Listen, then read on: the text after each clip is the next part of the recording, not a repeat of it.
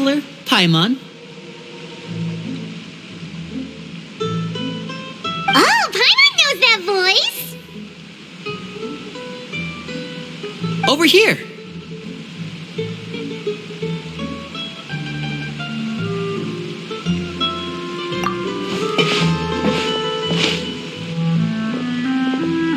To borrow one of the more popular turns of phrase at the moment, this appears to be quite the fated reunion. Running into you two out of the blue like this has really made my day. I certainly wasn't expecting it. You can say that again. What brings you to Poisson?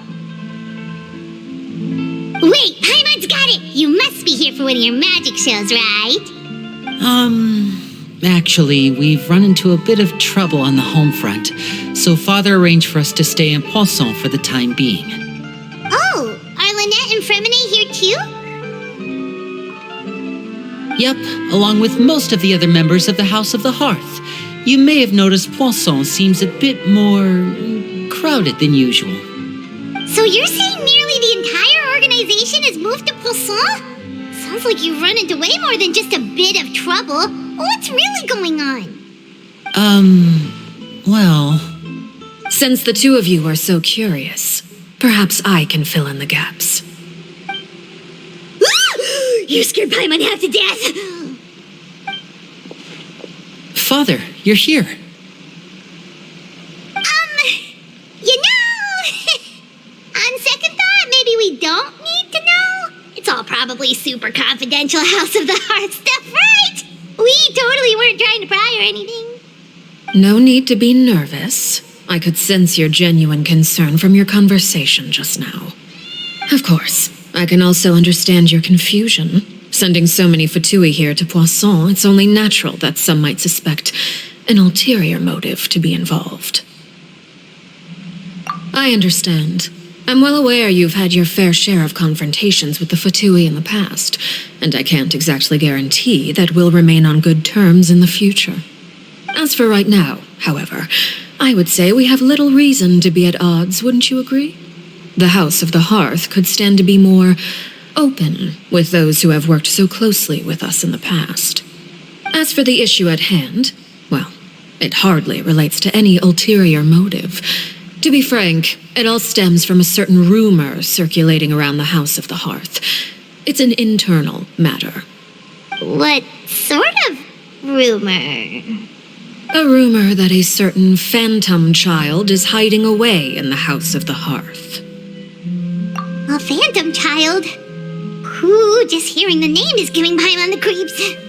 A spirit that should have long ceased to exist is lurking in the shadows of the House of the Hearth. So I decided to bring the children to Poisson before continuing to investigate the situation. I expect I should be able to track down the spirit fairly quickly. After that, it's just a matter of resolving the situation, if you will. It shouldn't be much trouble at all. If you're curious, or if you still have some concerns, it might be advisable to stick around for a few days. I'm sure the children would be exceedingly pleased to welcome some visitors. Lenny, I'll leave you to entertain our guests. I have some matters to attend to. Of course, Father.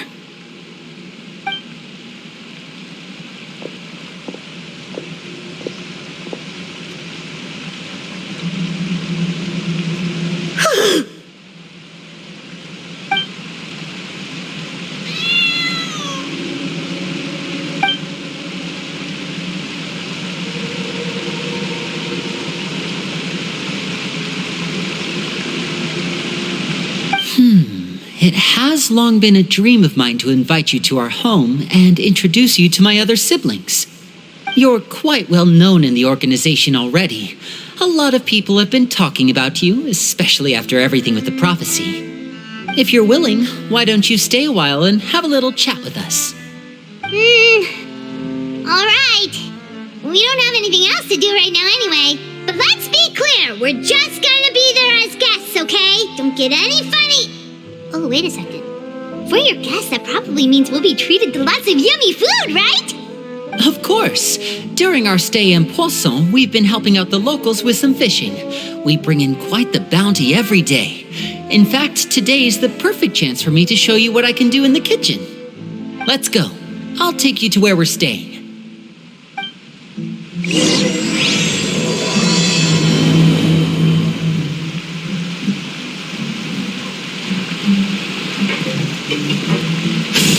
right up.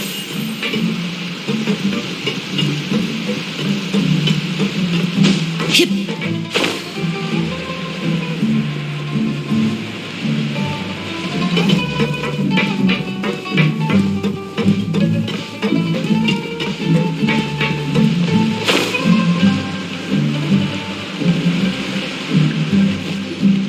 We rented this house from one of the locals to use as a temporary base. I'll come back later and tidy up a bit. After that, it should be all ready for you to stay in tonight. Awesome, thanks! So, where are we off to now? Well, when I happened to run into you two earlier, I was actually in the middle of distributing some supplies. With this many people staying in Poisson, we have to bring in outside supplies every now and then. I should probably make sure the rest of these provisions get delivered. Otherwise, people might start to get antsy. Okay, we'll come with. There are all sorts of rumors about your organization floating around out there. Paimon's not sure if she could even take a wild guess as to what's true and what's not. But now that we finally have the chance to see a day in the life of the house, we can take a good look at how you operate. Well, you're more than welcome to come along. Just follow me.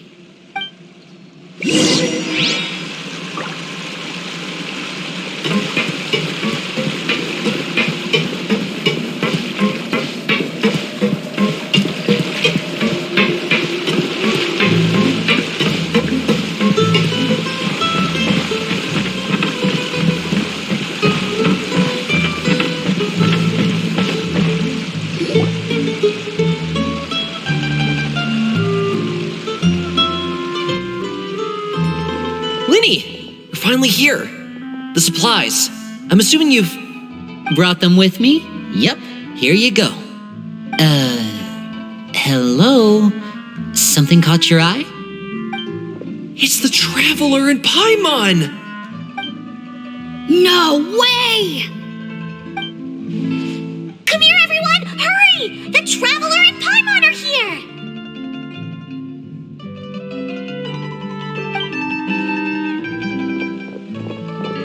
One at a time, please. Don't crowd around them all at once. We don't want to scare off our guests now, do we? Oh, it's all right. Gotta say, Paimon didn't realize we were this famous. Of course. Father and Linny have told us so much about you. Father told us about how you helped Linny. According to her, you're a trustworthy friend. And as far as she's concerned, that's pretty much the highest compliment we've ever heard her give. As you can imagine, everyone's been very curious about you. I heard the Traveler is so strong that she can move a mountain with her bare hands. I heard Paimon eats so much that she can clean out the entire pantry at Hotel de Boer in just 3 days. Wait a second! That's the rumor you heard about Paimon? Oh, not cool at all! Oh, wait. When guests visit, you're supposed to give them gifts and stuff, right? Oh, we don't need something like that. Besides, we don't have anything to give to you. Come on, we insist. I can give you some of my new potions. Just pick your poison. And by that, I mean medicine or actual poison. I've got both. Huh? Or maybe Shaplo can teach you guys about stealth. He's super good at it. He's never been caught. Ah, now that's not a bad idea. I know you usually prefer to fight head-on, but it never hurts to expand your bag of tricks, right? When it comes to eliminating your enemies, staying quiet can go a long way. Trust me, I would know. I was poisoned not too long ago, and I'm still dealing with the after effects. So I'm not quite as good as I was before, but I can still give you some pointers. Wait, when you said gifts, Paimon didn't think you meant poison and stealth tactics. But those are the best things we can give you. You don't like them? Ooh, how about this? Tell me the name of someone who really annoys you, and we'll teach him a lesson for you. All right, Fold, Selwar. I think that's enough suggestions for now. When it comes to being a good host, it's the thought that counts. You don't need a physical gift to make our guests happy. In fact, pestering them with suggestion after suggestion might make them more annoyed than anything. I would say your enthusiasm has certainly gotten across. Really? Awesome! It's been so long since we have had guests to play with. If there's anything you need, just let us know. Yeah, especially if it's poison or something. I've got all sorts of potions for that. Well, we'll talk to you all later. We've still got supplies to distribute. All right, see you later.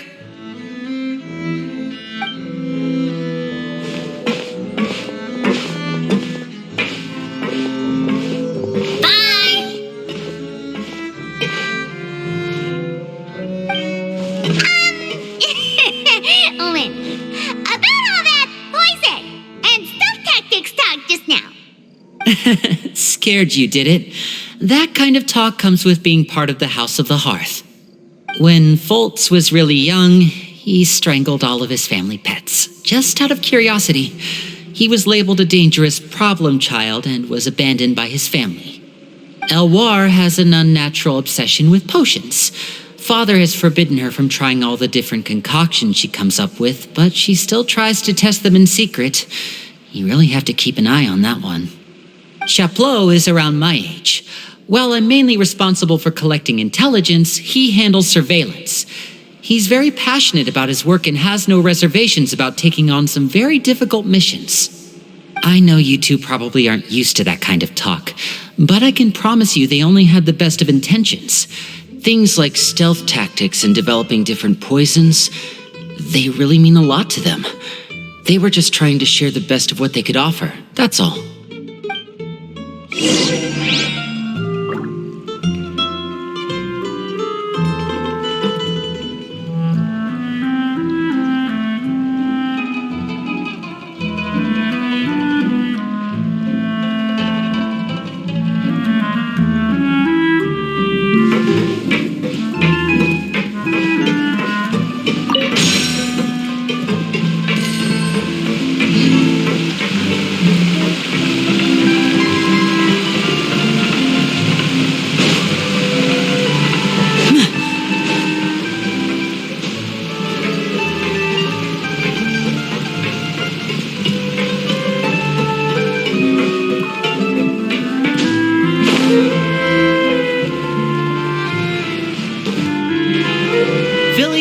Supplies are here.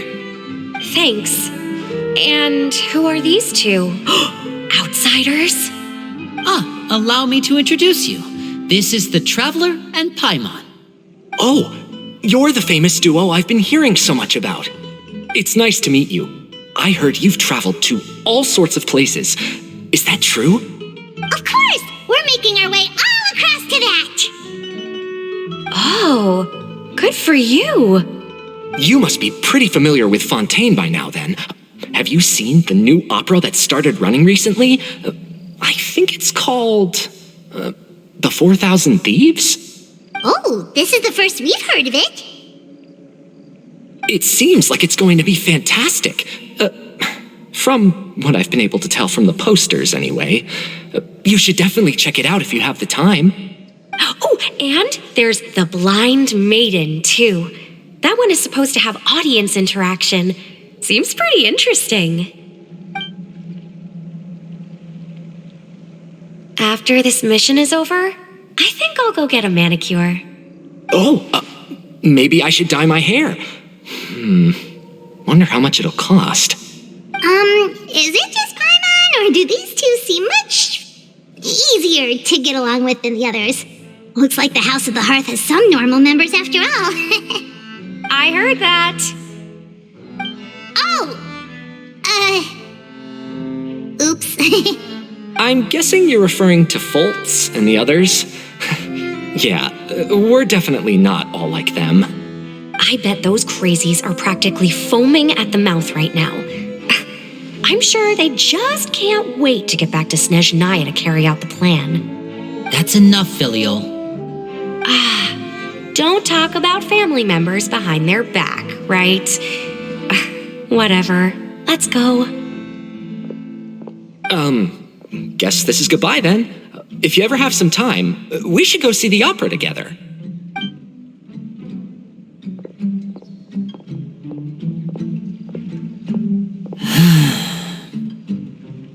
Well, that's it for the supplies.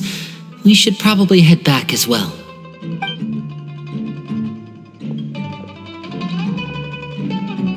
Well, they didn't seem too happy with each other. Seems like there could be something more going on here. You're right. We're only here as guests after all. Oh, Linny's getting super far ahead. Come on, let's catch up.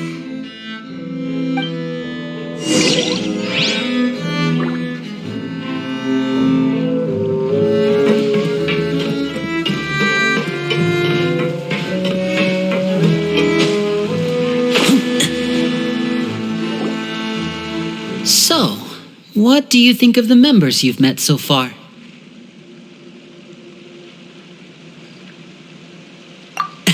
Well, Father is always encouraging us to be strong-willed and independent. So if there's one thing we've got, it's people who aren't afraid to speak their mind. Well, I should probably get cooking. Want to join? Of course! Then let's head out and... Fremine? What are you doing here? Well, Fremine! Nice to see you again! you too. I heard you're here as guests of House of the Hearth. Welcome. We were just going to make some food. Why don't you come along? I could use some help in the kitchen, and I seem to remember you mentioning you wanted to make seafood soup for the traveler in Paimon. Seafood soup? Oh, Paimon's drooling already. Were you looking for something just now, Fremine? Maybe I can help. It's nothing. I just wanted to see if there were any extra supplies. Yeah, we've got some left over. What do you need? Some food and water, and some clean cloth, if possible. No problem. Give me a second here. Food, water... Wait a minute. What do you need all of those for? You're not on any missions as far as I'm aware, and you were just going to come eat with us. So what's this all about? I thought I'd grab an extra portion because I get hungry at night. Could be because I'm growing, you know, and... Fremine, you remember what I told you? You're not like me. Your lying skills still need some work. Tell me what's going on. Is it really bad enough that you have to keep it from your own brother? Maybe it'll be better if we gave them some space.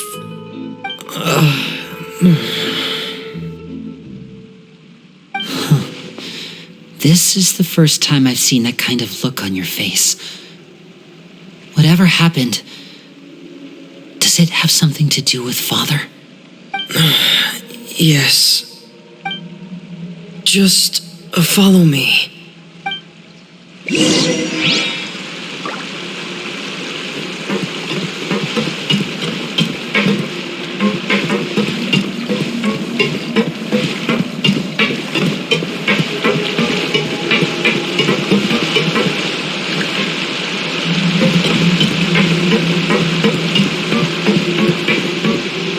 Now disappear!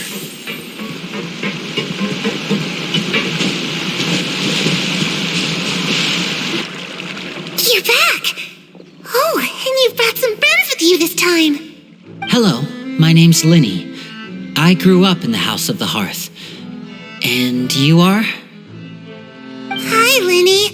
I'm also a child of the House of the Hearth, just like you. You can call me Clairvy. Clairvy? It's nice to meet you. Does that name ring any bells, Linny? No, not at all. That's not a name we have on our roster, I'm sure of it. What I'm not sure of, though, is how she managed to sneak in. She must be the phantom child Father's been searching for. From the looks of it, I'm guessing you were the one that found her, Fremine. You, haven't told Father, have you? No, I haven't told anyone. I've just been keeping her hidden. For how long? About half a month now. So ever since we got to Poisson, then, do you have any idea what you're doing? I know what I'm doing. Really? Because from where I'm standing, it looks like you're hiding the very person Father has been trying to find. If Father finds out about this, everyone involved is going to be punished. You know the rules of the house, Fremine. I know you do. Father doesn't tolerate any form of betrayal. So why are you doing this? I've thought it through. And I just can't hand her over like that. Linny, don't you remember last year? Sheplo nearly died after getting poisoned during that one mission. He wasn't able to get back before the poison started taking effect, and not a single person was there to help him. That night, while I was sleeping, I heard a voice telling me to go save him. I opened my eyes, but I couldn't find the source of the voice. I thought maybe I was just hearing things, but I went to look for him anyway. Luckily, I got there with enough time to save his life. That feeling of being haunted, of hearing voices, it's happened many times in the House of the Hearth. I'm sure you've noticed. So what you're saying is, that was her? She was the one who spoke to you that night? Unless there are other spirits roaming around the House of the Hearth, I don't think there's any other possibility. If Clairvy were our enemy, it wouldn't matter whether she was a spirit or an actual child. I would have acted without a second thought, because that's what Father ordered us to do. But she's been living with us, helping us from the shadows all this time. I think that makes her family. I couldn't just hand her over to be dealt with. Not when there's so much we still don't know. So what's your plan then? You can't keep her here forever. Someone is bound to find out eventually. I haven't thought that far yet. I don't want to disobey an order from Father, but I also don't want to put Clairvy in danger. Come with me. There are a couple things I'd like to say to you in private.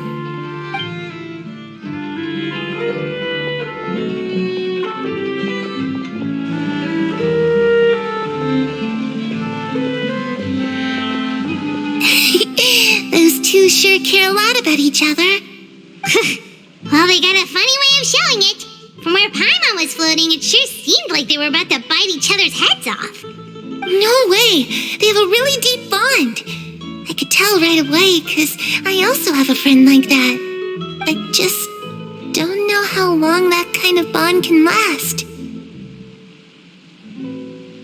The darkness in the house runs deeper than you can imagine. No one can get out alive. I'm sorry, Linny. I really didn't mean to drag anyone else into this. Oh, really? You didn't mean to? 'Cause I, for one, wish you did. Huh? What do you mean?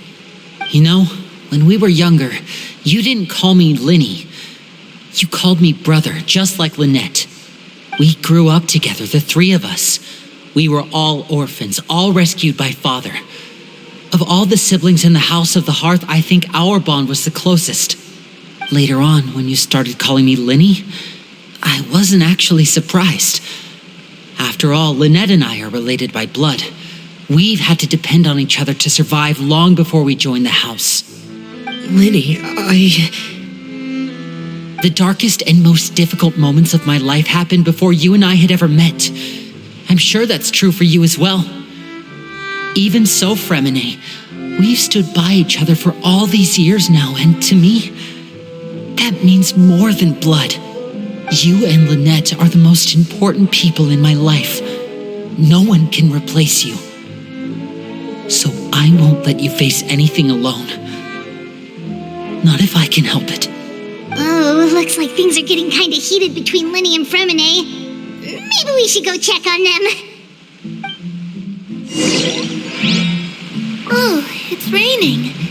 I should put my clothes away.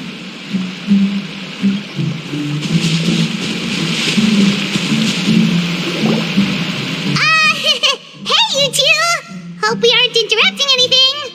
Like a fight, or... Oh, wait a minute, Fremine. You're not crying, are you? Is everything all right? Everything's fine. Thanks for asking. Well, we're all friends here, right? We've been through so much together, so if there's anything we can do to help, just say the word. It's just a small family dispute. It's not something our guests should trouble themselves with. In fact, it might be better if your stay ended here. What are you getting at, Traveler? When guests are around, families are often on their best behavior. And any disputes are less likely to escalate. That's what you're trying to say, isn't it? I just... Thank you. I was really hoping to keep you out of it. But even if I could think of some other reason to turn you away, I'm not sure I could convince you. I know things could turn dangerous, so I promise you this. From now on, I'll protect you like my life depends on it. Me too. Well, back to the matter at hand then. If we don't plan on handing Clairvy over to Father, then our only other option is to solve the mystery of her identity before Father is able to track her down. That means finding out where she came from and what she's doing here. Then we can send her on her merry way and pretend like none of this ever happened. I've tried that already. And? And nothing. I tried taking her somewhere really far away, but after some time, she just reappeared. She even came with us all the way to Poisson. It seems like wherever the house is, she follows. I don't know much about spirits. Do you two have any ideas? Let's see here. Paimon remembers hearing something like, if you fulfill a spirit's last wish before they die, they'll let go of whatever's keeping them here and return to the ley lines. Oh, it's just that Paimon doesn't really remember where she heard that, so it's not guaranteed to work or anything. Well, sounds like it's worth a shot. Guess that means we should go ask her about her wish. But first, Fremine, I need you to promise me something. What is it? I need you to promise me that this will stay between the two of us. We're the masterminds behind this whole thing. No one else gets involved. Can you do that for me? Of course. I promise. All right. Then let's seal the promise just like when we were kids. Fist bump on 3. Ready? 1, 2, 3. I swear.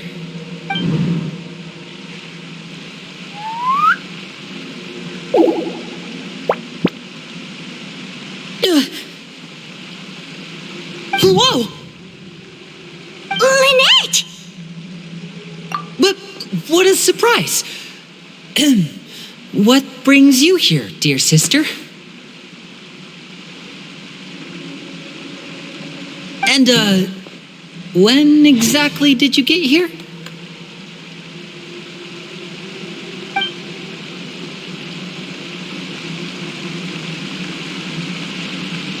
You're an idiot, brother. And you too, Fremine.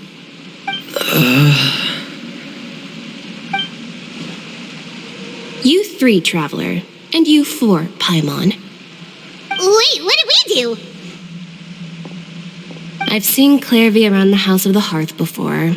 I hadn't seen her in Poisson, so I figured she must not have come with us. But it turns out you were just hiding her. I heard you talking about your plan. Rather than steering clear of the situation, I'd rather fully join in.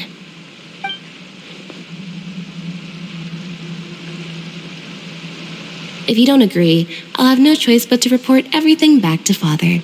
Simple as that. You're not giving us much wiggle room here, Lynette. Well, I guess we're all in this together then. After we talk to Clairvy, we'll figure out our next move. There's no time to lose. Let's go.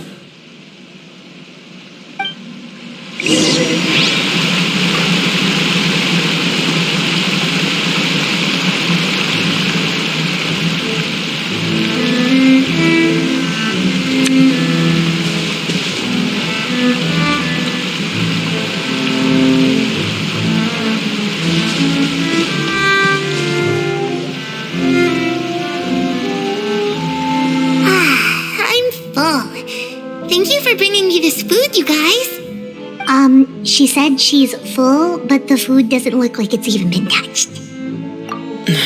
That's right. Based on what I've been able to observe, it doesn't seem like Clairvy can interact with the physical world at all. Still, when she's presented with food, she'll always linger around it for a good little while. Maybe, in her mind, she really is eating those things. Does she know that she has already passed away?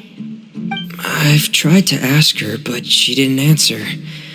My guess is that she's just as confused as we are.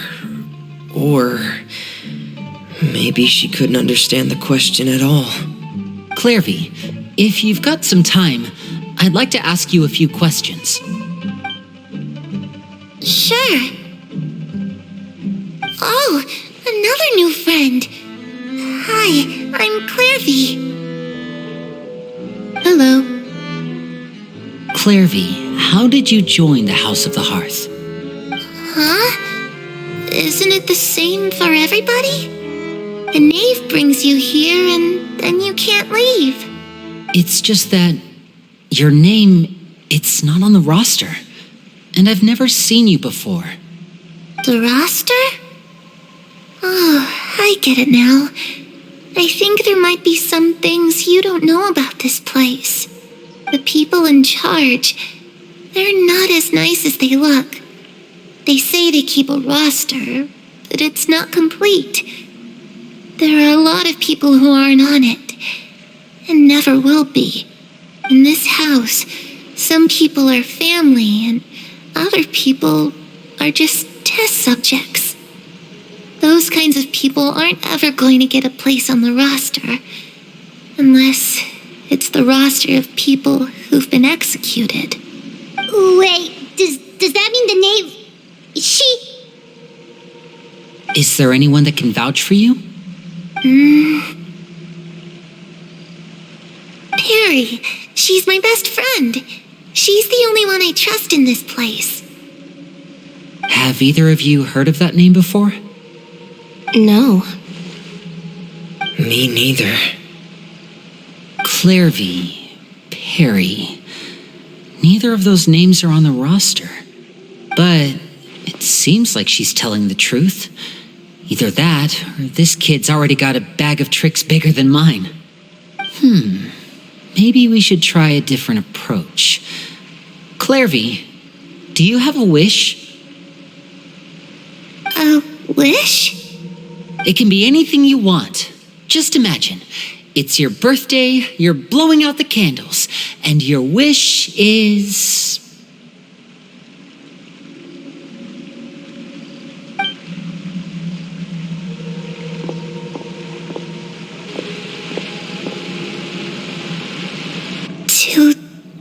To go outside, where the sun can find me. That's it? Well, that sounds easy enough. The darkness in the house runs deeper than you can imagine. No one can get out alive.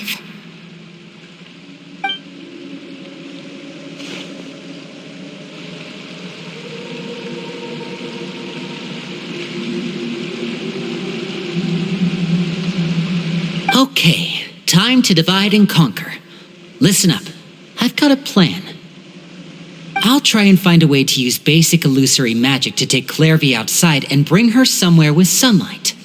Lynette, try and find the list of executions that Clairvy was talking about and see if her name is on it. Fremine, You stay in Poisson. We can't be the only ones who've had run-ins with Clairvy.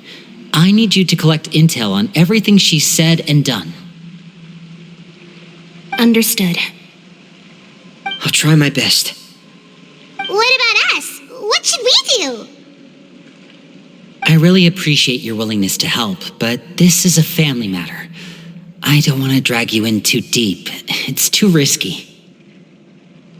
Let me think. Since Father considers you to be guests, maybe you could stick by her side for a little while. You don't need to do anything except keep up some nice, casual conversation. Ah, Paimon gets it. You want us to distract her.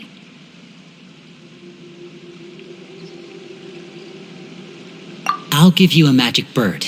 If Father suspects something, all you need to do is release it when she's not looking, and it'll alert me that something's wrong. Of course, that's only as a last resort. If Father doesn't seem to notice us, there's no need to make contact. We'll reconvene here tonight after all's said and done. If the worst-case scenario happens and we're discovered, just tell Father everything. We're not going to let our guests get punished for our own actions. That's where we draw the line. You too. Okay, this is where we part. Father should be at the beach nearby.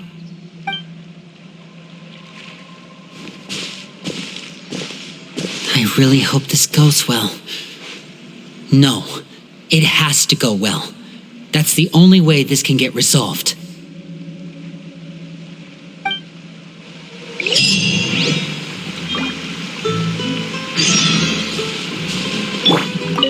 Clairvy, I'd like to take you somewhere.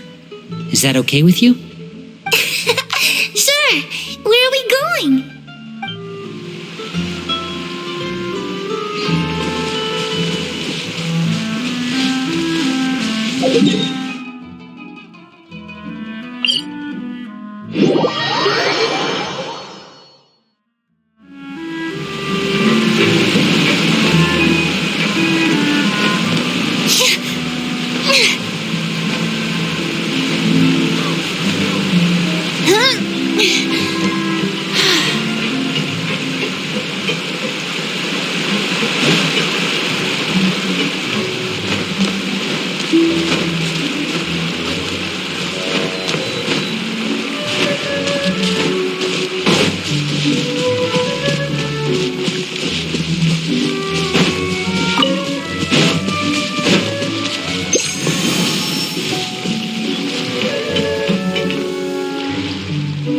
It's the knave!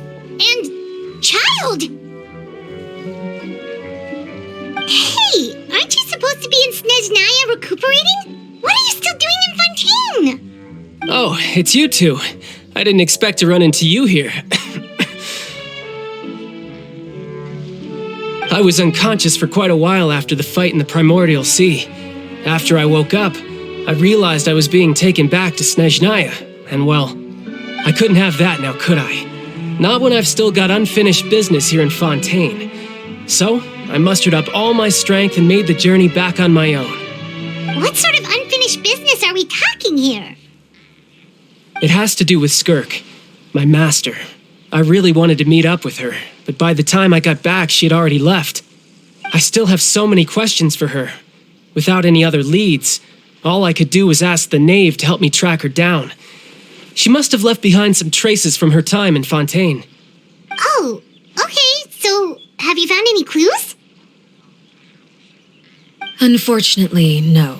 While the House of the Hearth is adept at collecting all manner of intelligence, certain existences can still manage to escape our purview. Basically, unless Master feels there's a need to meet with me, she's not going to be found. But that problem has an easy fix. I just need to become stronger, and then... Paimon thinks you should focus on getting better first. The worst of it is over. It's all thanks to that one kid from the House of the Hearth. Elwar, I think her name was. She gave me a bunch of random potions to drink. They didn't go down easy, let me tell you. Pain and chills all over. But they really did help speed up my recovery. And that's good, because it looks like I really do have to head back this time. The old man's been putting the pressure on me. He sent someone to tell me I'm needed for some sort of project. Project Stuja? Yeah, that's the one. I heard Regrador's involved too. I'm not looking forward to having to listen to all his monologuing, that's for sure. Hey, maybe you could think of a way for me to stay in Fontaine for a little longer. Helping Linny and the others brush up on their fighting skills would be far more interesting. If you and I could spar, that would be even better. I've been waiting for a chance to see you go all out. And what a sweet little daydream that is. But I also have a role to play in all this. I'll be leaving Fontaine shortly as well. Besides, considering how little they see fit to step outside the homeland, being called on to return to Snezhnaya by such illustrious dignitaries, what a great honor. Wouldn't you agree? One I could do without, I'd say. Is it just Paimon? Or does it kind of seem like they're... So, dear guests of the House of the Hearth, to what do I owe the visit? We just... right! We're super close to Linny and the others, but we still don't know much about you! Is that so? Introductions have already been made, have they not? You see? There's only so much you can learn about someone from a short introduction. At least tell us something a little extra, like... why do you call yourself father? Good question. I'd also like to know. The fact that you have to ask tells me our intelligence work has been quite successful. Telling you the answer to that question would only serve to undermine that success. And we can't have that, now can we? Spoken like a true diplomat. That was some expert sidestepping right there. Well, if there's nothing else, I think I'll take my leave. I still have a small matter to resolve at home. Wait, don't go!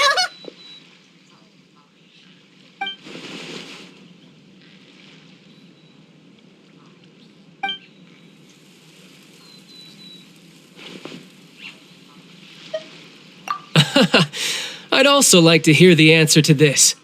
I've met some of the members of your organization, and they all seemed like really good kids. They actually reminded me of Tonya and Tusser. Which, by the way, if you ever betray them, I'm just letting you know, I won't let you off easy. And why would I betray them? Well, you've already betrayed the House of the Hearth once, haven't you? At least, that's what I heard.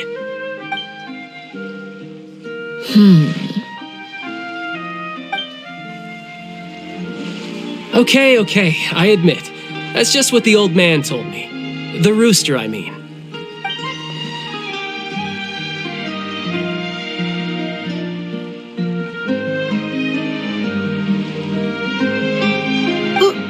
Wait, did you really do something bad to those kids? Never mind what I've done. I'm more curious as to what the mighty rooster had to say. Care to enlighten me? Well, nothing much. Just some stuff about you taking out many other members of the House of the Hearth, and even going so far to attack your own family. I see.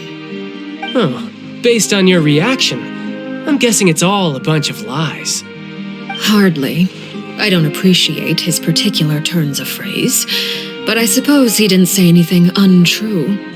Although, it would be more accurate to say that there is a certain level of prejudice involved, but I don't intend to clear that up just yet.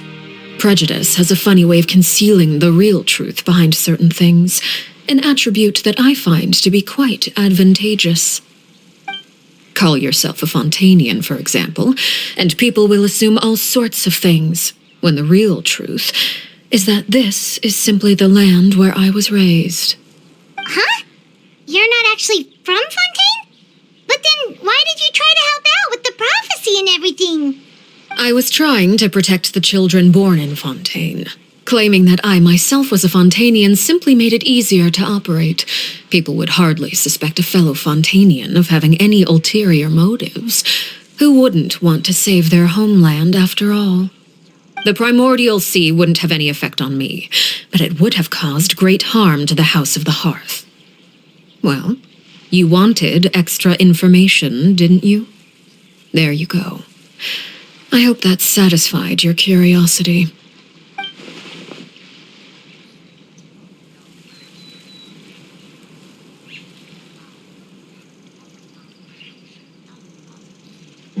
So, you stayed in Fontaine for the kids. I guess I was wrong to believe you'd betray them. Apologies. Looks like I was holding on to some prejudices myself. Good. Like I said, I like it when others have misconceptions of me. Actually, while I was recuperating at the House of the Hearth, there was something else that really caught my attention. I heard that members always resolve disputes and arguments with a friendly spar, and the loser has to back down. Seems pretty cool if you ask me. Would also give them plenty of opportunities to hone their skills. Well, that's only a recent development. In the past, such spars weren't nearly so friendly. The losing party would lose everything, including their life. They were that high stakes? Whew, at least that's not a thing anymore. Well, the current atmosphere's not half bad. I'm a bit jealous, actually. You've got so many family members around you, and you even get to live with them.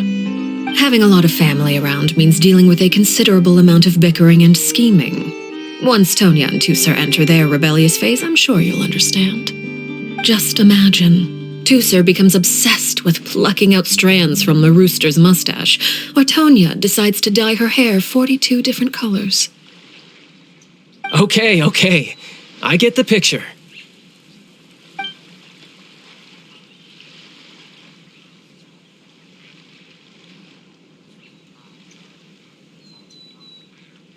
Well, would you look at the time? I should probably get going. Traveler, Paimon, I'm not sure where our paths will cross next, but the next time we run into each other, we should definitely try and find some time to spar. Again,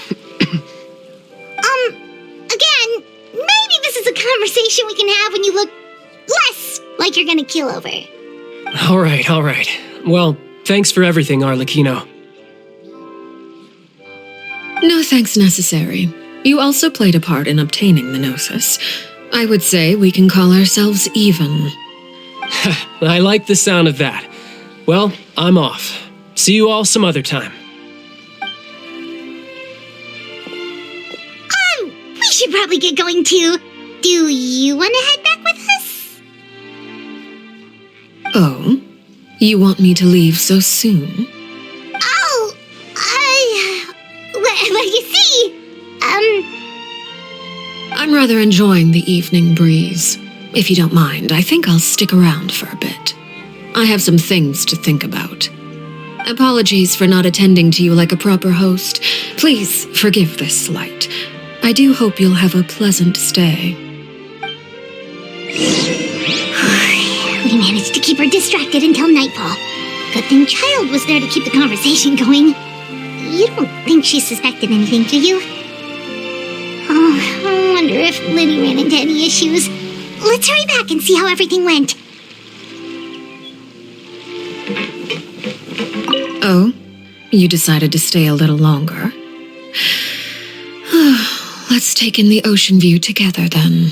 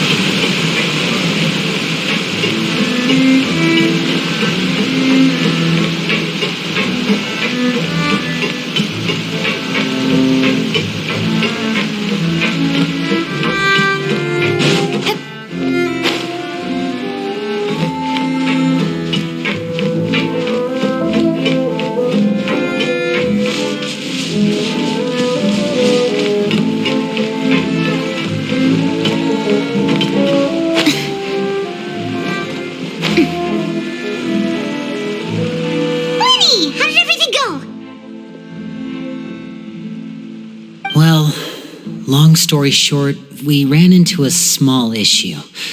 Clairvy can't go into the sunlight. Everything was fine at first. She followed me up to the surface just like I told her.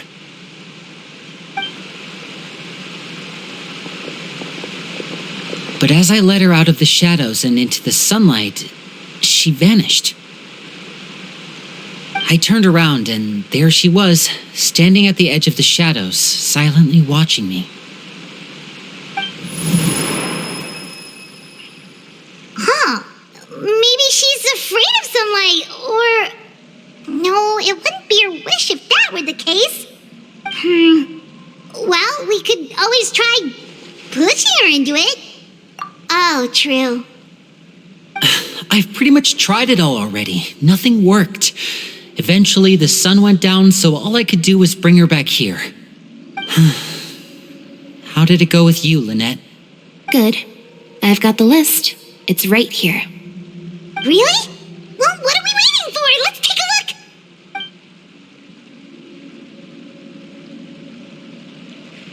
Oh, that's a lot of pages.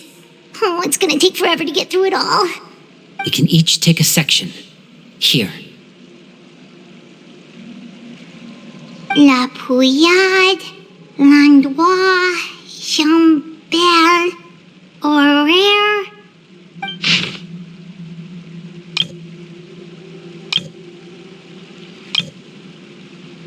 Oh, yikes.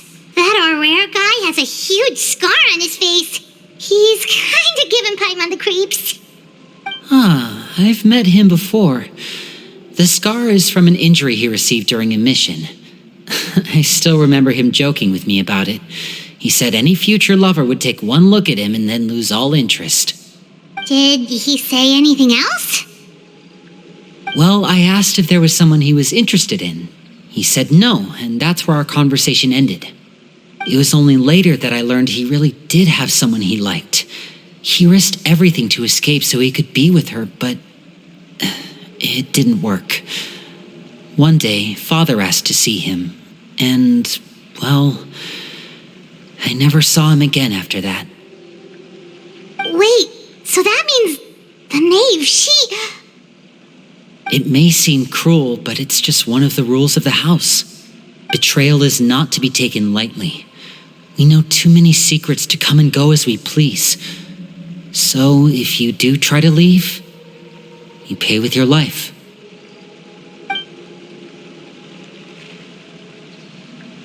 Her name's not here, huh? Well, that's not too surprising. It doesn't seem like this list is complete. It only contains records dating back around 5 years. Let's shift our attention then. Fremine, were you able to find anything out? Fremine. Sorry. I was thinking about something. I managed to talk to quite a few people, but I couldn't help but notice that the atmosphere in the house was a little... strange. Strange? Yeah, I mean, I know there have been arguments in the past, times when people haven't gotten along. Chaplot and Filial are a good example of that. Oh, those are two of the people that we met while delivering supplies. Paimon can see how they might not get along. They had very different vibes, and their, interests seem to be pretty different as well. That's to be expected, actually. Father brought us all here, shared her knowledge with us, taught us how to fight. That's one thing we all share. But that's also where the similarities end. Not all of us feel the same desire to stay here. As members of the House of the Hearth, we're also considered part of the Fatui. And to a lot of people, that's an identity they never asked for. Certain members get older and realize they want something else for themselves. But considering the rules of the house, most people would never say that out loud. People like Chaplot and Foltz are loyal to Father and her vision. They're proud to be part of the Fatui. Filial and Nantoy, on the other hand, well, they aren't quite as enthusiastic. These kinds of conflicts have always been there. It's not like Father is in the dark about any of this. Well, that's true. But it just feels like things have gotten worse lately. Filial and the others, it seemed like they were meeting in secret to talk about something. I can't say for sure, but I think they've met Clairvy. You think she's been inciting them to act out? No, not exactly. But I wouldn't be surprised if she said something to them about the darkness in the house and how deep it runs. She's told me about it before. Experiments being run on children. People being used as pawns on the battlefield without so much as the strength to survive. And they just believed all that? Without any evidence? Clairvy's words probably gave them the excuse they were looking for. Whether they actually believe them to be true is secondary. This is all because of Project Stuja, isn't it? Whoa. Hold on a second. What's this Project Stuja all about, huh? This is the second time it's come up now. Sorry, but I'm not sure of the details either. I only know what Father has told us, which is that it's something the Rooster and Regrader have been working on together. Apparently, it has to do with the Fatui's strategic plan for the future. Because the House of the Hearth was so successful in obtaining the Gnosis, we now have the honor of playing a key role in Project Stuja. Wait, but isn't that a good thing? Key role is just another way of saying dangerous role. To us, the whole thing is an inconvenience.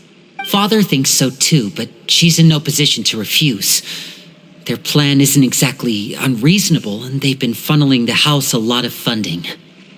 It's just that we'll lose a lot of members in the process. Participating in the plan, it's an honor in name only. What they're really trying to do is subdue us. The existence of an intelligence organization outside their control makes them feel uneasy.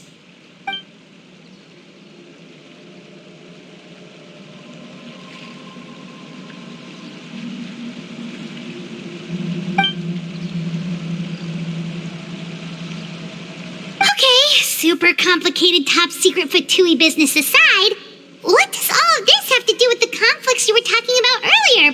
Paimon doesn't get the connection. External pressure has a way of exacerbating internal strife.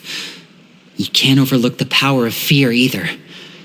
People are afraid of dying, and that fear is often the impetus for a lot of stupid decisions. I thought resolving the Clairvy situation would make everything go back to normal. But it looks like things are more complicated than I thought. If we leave Filial and the others to their own devices, sooner or later, Father will be forced to take action.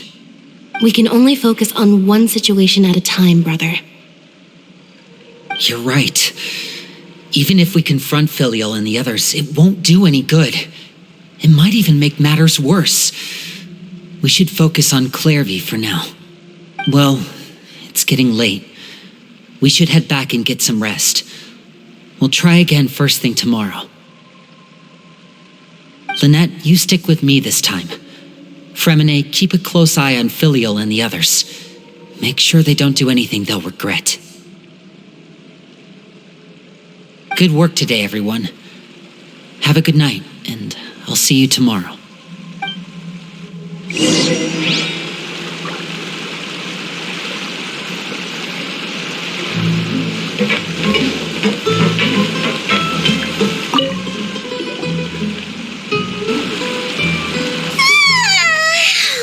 I'm always looking forward to an early night, but she can't sleep at all. Hey, you don't think the knave will be too angry with Linny and everyone if she finds out about all this, do you? She's even scary when she smiles. If she were to actually get angry... Ooh, you have to protect Paimon if that happens, okay, Traveler? Trust is ever, Traveler. Look over there! Quick, let's catch up with her before anyone sees!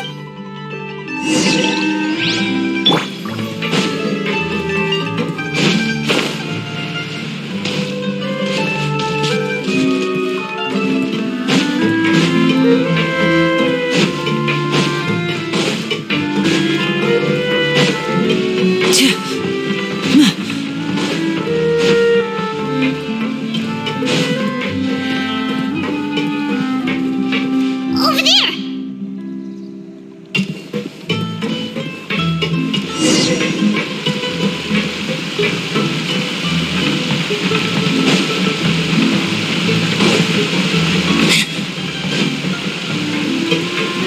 where is she going?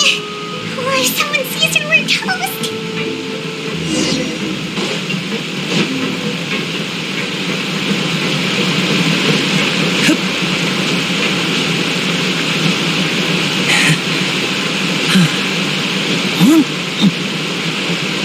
Oh, look! She stopped!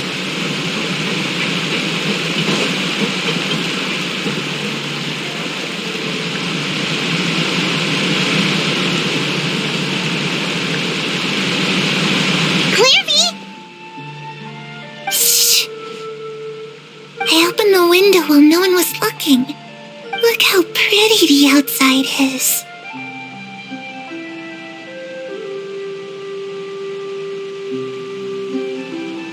If only I could have more than this.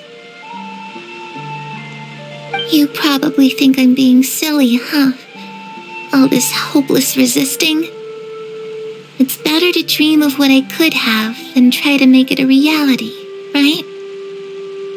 Please, help us get on the same page here, Clary. We need you to tell us what you know. Can you do that? Sure. Although, after you hear all this, I think you might regret that decision. Everyone in this family is nothing more than a tool, something to be used and exploited. We're all expendable, including me. As long as you're useful, you get to stick around. Lose your value, and you're handed over to the doctor, experimented on, and given a fate worse than death. I've seen it happen again and again, and I've had enough. You're saying the knave did all that? It's just, that doesn't seem like something she would do. She's scary and all, but it seems like even she has lines she wouldn't cross. I knew you wouldn't believe me. Everyone thinks she's a good person. They all think of her like a real mother. Mother? But she doesn't deserve that title. She's disgraced it and tarnished it. And if I had things my way, I'd never see her again. If only Perry were here, she'd understand. Perry?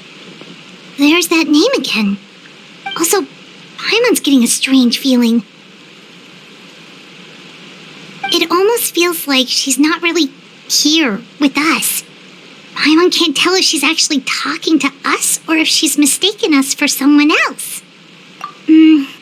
Well, in any case, it seems like she really needs someone to talk to. We should keep her company for a little longer.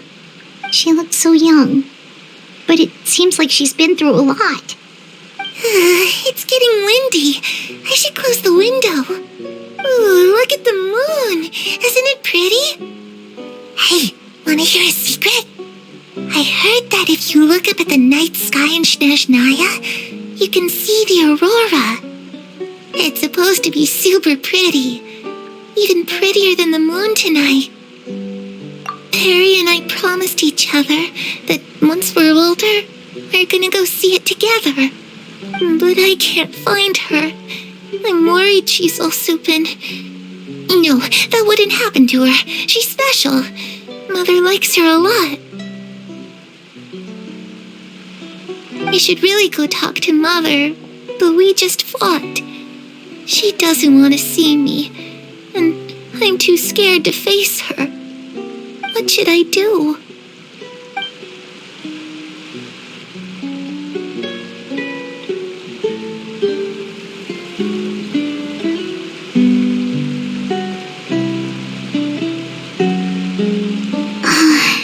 Paimon really doesn't understand what's going on with her.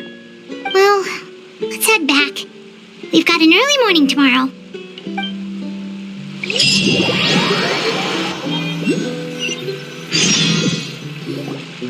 All right, looks like we're all here. Let's go ahead with the plan. Oh? What is it?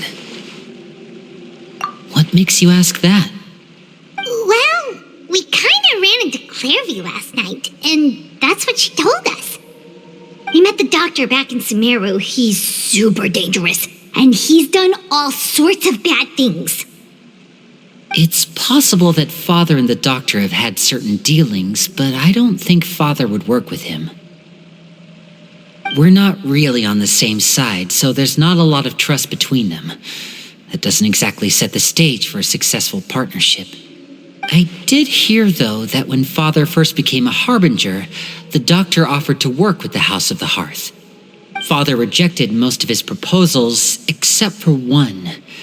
It had to do with some sort of secret experiment. Secret experiment? Could that be what Clairvy was talking about? I don't think so. I don't know any details about the experiment itself, but I do know it's an entirely independent operation. The doctor only proposed a direction for the research. That was the extent of his involvement. I still don't think that counts as working together. The details of the experiment are confidential, but complete records are kept on all participants. That doesn't seem to be the case with the situation Clairvy referred to. I know you don't agree with some of the Fatui's methods, and I'm not asking you to. But I am asking you to trust us on this. The House of the Hearth has its own principles. There are certain lines we're not willing to cross. Alright, that's good to hear at least. Clairvy seems to think the knave and the doctor worked together to do something horrible. If that turned out to be true, Paimon doesn't know how he would even face you guys. It's just that it doesn't seem like Clairvy is lying either. The easiest thing to do would be just ask the knave directly, but Paimon doesn't think she'd tell us. Father didn't come back last night. She's probably still near the shore. We'll be counting on you to distract her. Lynette, you're with me. Fremine, you know what to do. Be on your guard, everyone. All right, let's get to it.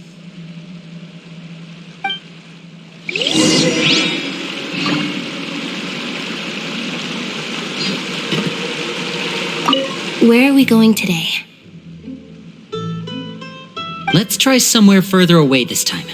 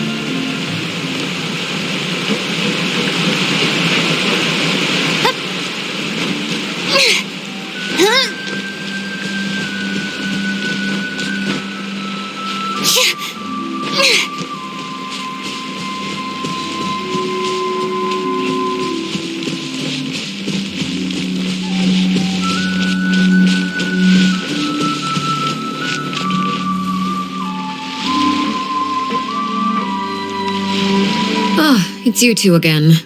I must say, you look a bit pale. Did you have trouble sleeping last night? A little. Perhaps if you had less on your mind, you'd be able to absolve yourself of such troubles.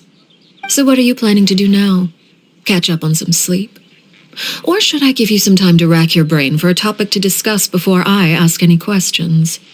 Although I must profess to being curious. Without child here, how do you plan on distracting me? Us? Distract you? A good one. But no, we were just here for a chat. Looks like you could have used some extra time to think. No matter. If you don't have any other plans, why don't you accompany me somewhere? Don't worry. I'll be sure to steer clear of any scheming children. The ocean breeze is sure nice today. Children always think they can hide things from the grown-ups, but nothing gets past me. Least of all a little scheming. I think I'll let them have at it for a little longer. I can be very patient. Well, I'll leave you to think things over. If you're so inclined, meet me outside the Palais Mermonia. Good things come to children who do as they're told. So I do hope you decide to tag along, if only for your friends' sakes. What should we do? She clearly knows about everything we've been doing, and Paimon doesn't think it'd be a stretch to say she was threatening us just now.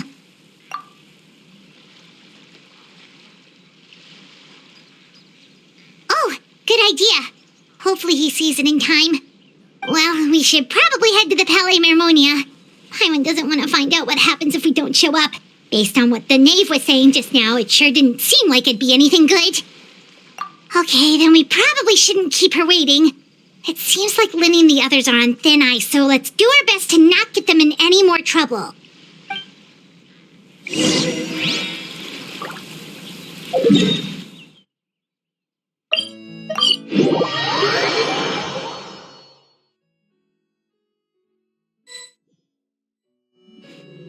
Seeing as we still have some time before my meeting, we might as well enjoy some pleasant conversation while we wait. I'm glad to see you get along with my children. Being surrounded by good companions is necessary for a child's development. You're not planning on doing anything to them, are you? I assume you're referring to Lenny, Lynette, and Fremine. Although, there's that situation with Filial and Nentoy as well. It appears quite a few people have been acting out lately. No matter, I'm not one to discriminate. All those who betray the house meet the same fate. There are no exceptions. Does that mean you're going to kill them? Oh, are you here to beg for their lives? I'm sorry to disappoint, but the rules of the house change for no one. In my organization, everyone is responsible for their own actions. But don't you care about them at all? They really respect you. They even call you father. You must feel something for them. Any organization in which feelings come before principles is one destined for ruin. The House of the Hearth is hardly an exception. You could say our principles are more stringent than most. Perhaps I can offer you this consolation at least. As our guests, you two will not be held accountable along with them. I would imagine Linny, Lynette, and Fremine will be able to keep their lives. As for Filial, Nentoy, and the others, I'm afraid there's little I can do. They can try to escape, but once you know our secrets, there's no getting out alive. But that's awful. Ah, you seem concerned. Out of consideration for my guests, I suppose I could turn a blind eye for a little longer. If Linny and the others manage to dispose of Claire V in the meantime, all evidence of their wrongdoing will be lost. In that case, I could hardly punish them for something I couldn't prove. If their efforts are unsuccessful, on the other hand, all will be held accountable, and the punishment will be severe. Of course. Oh, and here, I believe this belongs to you. Do try and keep better track of it next time. It takes a considerable amount of time to train a bird like this. It would be such a pity if you were to lose it permanently. Wait, where did you get that? Well, I'm afraid that's all the time we have to chat. Now, for the matter at hand.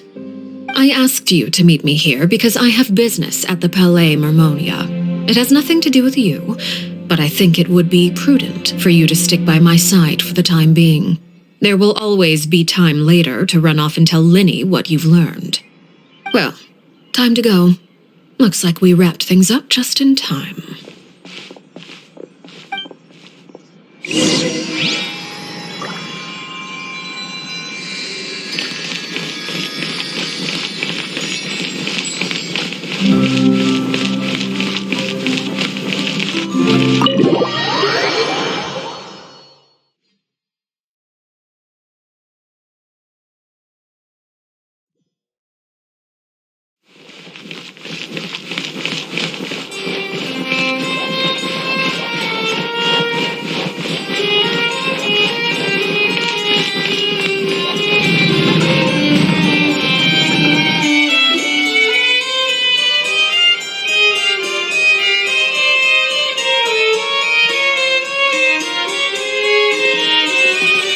It's been a while, Monsieur Neuvillette.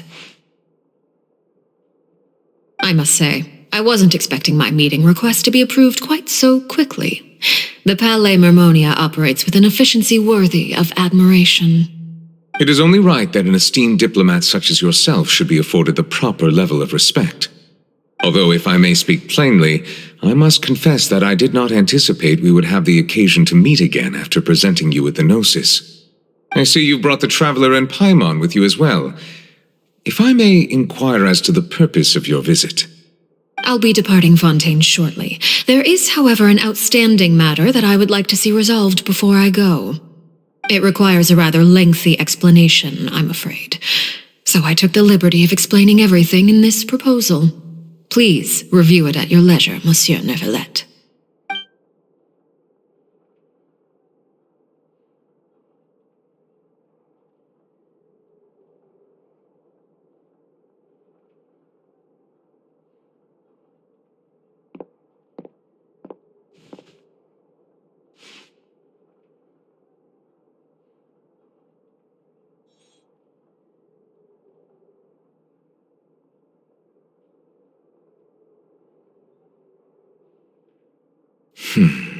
I understand your request. However, at the risk of causing offense, I must admit that I fail to see why you would wish for such a thing. I heard you have a certain fondness for water tasting, Monsieur Neuvillette, so allow me to use water as an analogy. A family is like a large body of water with countless rivers flowing in and out. As someone who watches over this system, I would hope that each river that flows from the source will eventually reach the ocean. Of course, objectively speaking, I know this is impossible. Most of the rivers will dry up along the way, disappearing into the ground and leaving nothing but a barren riverbed behind. Not all rivers are destined to reach the ocean, but I would not see their existence rendered meaningless. I believe the water that flows within them is simply meant for a different destination, like a field in need of irrigation. Or perhaps the glass of a certain water-tasting enthusiast. Did you get any of that, Traveler? Your words paint an optimistic picture indeed. Allow me to remind you, however, few among us are willing to sip from a glass filled with tainted water. It may have been tainted at one point in time, but not to worry. I'll make sure it's strained of all impurities and returned to its cleanest form.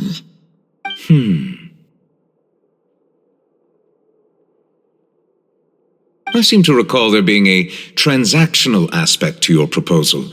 Perhaps you could expound on that? If you accept my proposal, Monsieur Neuvillette, I will gradually withdraw my forces from Fontaine. And, unless absolutely necessary, I will no longer carry out any special missions within Fontaine. I presume I can take your words to mean that, in the future, cases similar to the Tartuffe assassination will cease to cross my desk? Tartuffe? Ah, that thief who embezzled funds from all those charities, you mean? My deepest condolences to his family, but without any evidence, I cannot imagine how the House of the Hearth might have been involved in his passing. Of course, if you accept my proposal, Monsieur Neuvillette, I'm sure certain measures could be taken to reduce the frequency of such troubles. You choose your words carefully indeed. In that case, I am inclined to accept your proposal. My thanks for your generosity, Monsieur Neuvillette. Well, with that settled, we should be going now. I took the liberty of bringing along 2 bottles of spring water from Snezhnaya for you to enjoy. I do hope I get the chance to hear your impressions. Perhaps at our next meeting, yes? Indeed. I trust you would not overlook your commitment in the meantime. All right, Traveler Paimon. Time to go.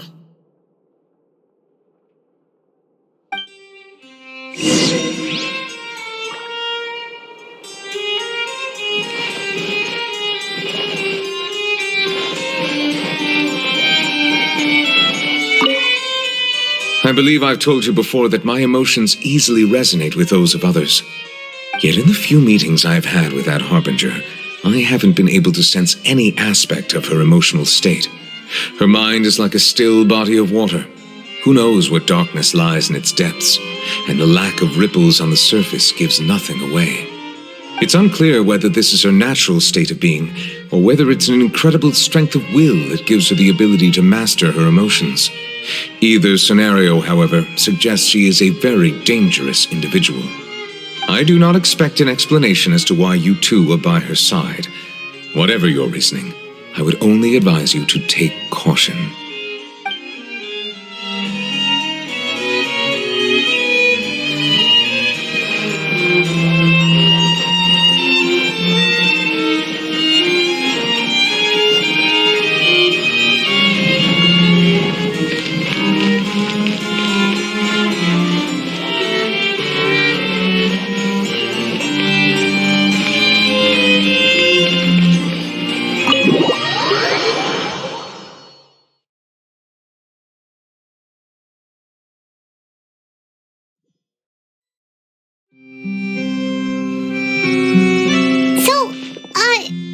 What exactly were you talking about back there? Paimon only heard you mention some rivers, a large body of water, and then some kind of irrigation scheme. You really want to know? I would imagine there might be more pressing concerns at the moment. Winnie, Paimon really hopes everything's going okay. Oh, Paimon recognizes that look. You've got your thinking cap on, don't you, Traveler?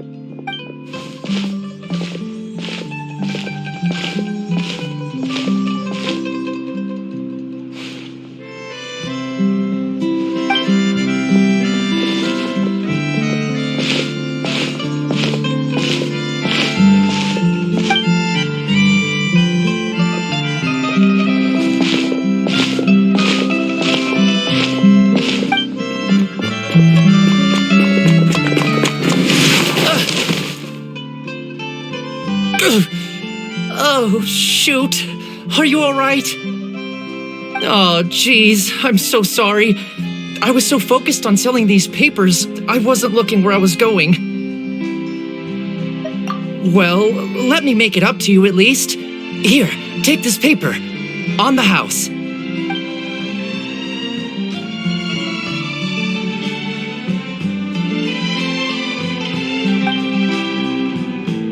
Oh, you don't have to give us anything. Please, I want to. It's not like I'm short on supply. All the extras will be useless come tomorrow anyway. It's my fault, really. I was just trying to bring home some extra mora for the family, but I bit off more than I can chew. I haven't had many takers today, so I'm still swimming in papers. What's going on here? Nothing much. I just ran into your friend here on accident. I should probably get going, actually, so... Hold on. Of course, I'm happy to compensate you with mora, it's just... I don't have any on me at the moment. I'll take 3 papers. Here, your payment. Oh, thank you for your patronage. May the Archons bless you with good fortune. If only I had the chance to run into such generous customers every day. I should probably just take on a smaller inventory though, right? I'm getting married soon, so sometimes it's hard to not get ahead of myself. Anyway, I should head out. Goodbye! Well, now that my affairs are settled, we should take the boat back to Poisson. We've even acquired some light reading to enjoy along the way. Actually, why don't we stick around for a little longer? Paimon just realized how hungry she is. She can't head back to Poisson on an empty stomach.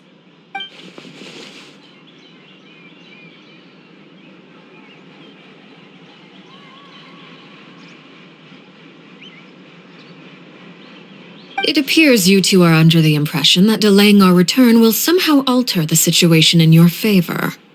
I'm sorry to ruin your fantasy, but your efforts are meaningless. That being said, I could be persuaded to give Linny some extra time. I just have one condition.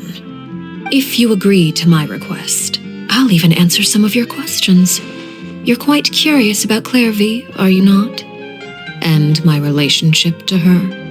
Wait, why are you being so generous all of a sudden? You're not gonna ask us to do something bad, are you? You overestimate yourself. You don't have the talent for bad things. Then what can you possibly... The most important consideration in a negotiation is that both sides receive something they want.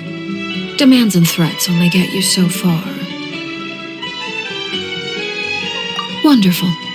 Here it is. When the time comes, make the choice that you deem most appropriate in the situation, and lend your help to the House of the Hearth. Okay, sounds normal enough. But what do you mean, when the time comes? When is that supposed to be? That is for you to decide. Then we have a deal. Follow me.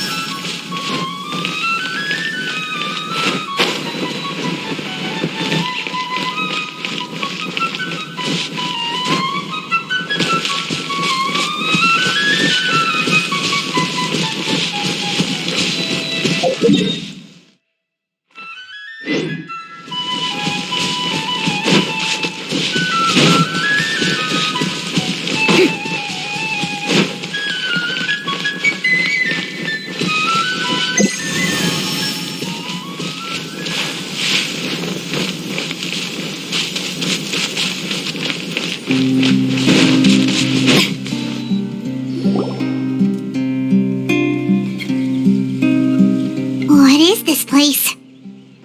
Somewhere long forgotten by everyone. It used to be a grand building. Now it's nothing more than a pile of rubble. No one comes here anymore, nor does anyone care about what once happened here.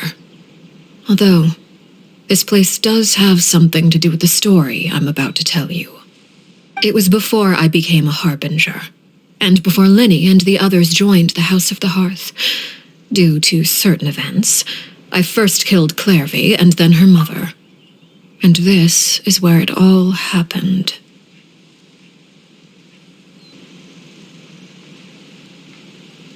You were the one that killed Clairvy?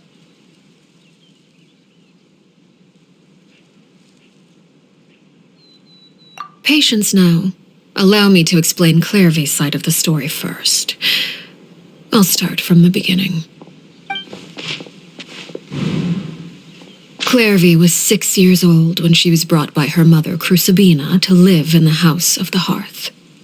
From the outside, it seemed like a fairy tale. A thriving family made up of kind adults and friendly children.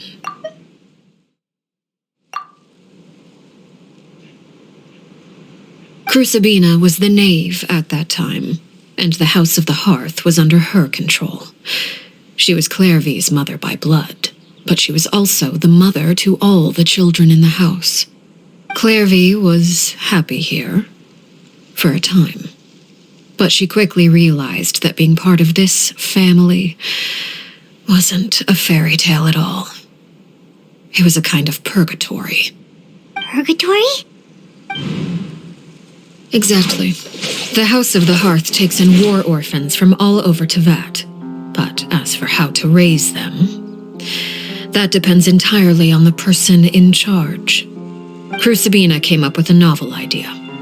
She would teach the children to fight, force them to duel each other, and then crown as the king of the house the child who proved themselves most worthy of inheriting her title.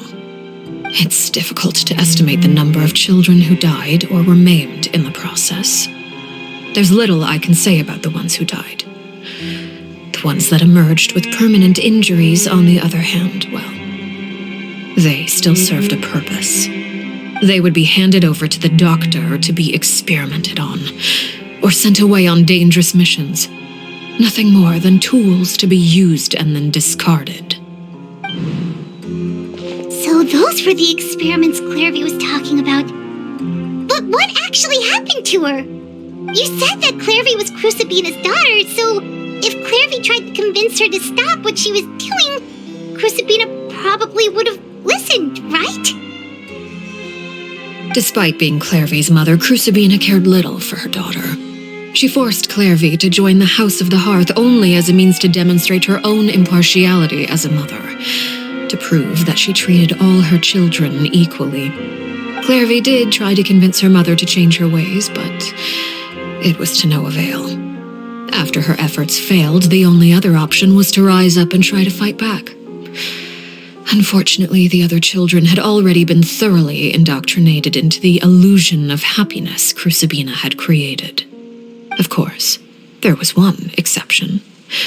Someone Clairvy's age who knew the truth about the House of the Hearth. Her name was Peruere. Wait, the friend that Clairvy mentioned? Friend, huh? I suppose we can call her that for now. Clairvy was a cheerful and passionate person with a tenacious spirit. Peruere, on the other hand, was rather cold-blooded. Her cold-blooded nature allowed her to see through Crucibina's facade. Yet, it was also this cold-bloodedness that prevented her from acting against it.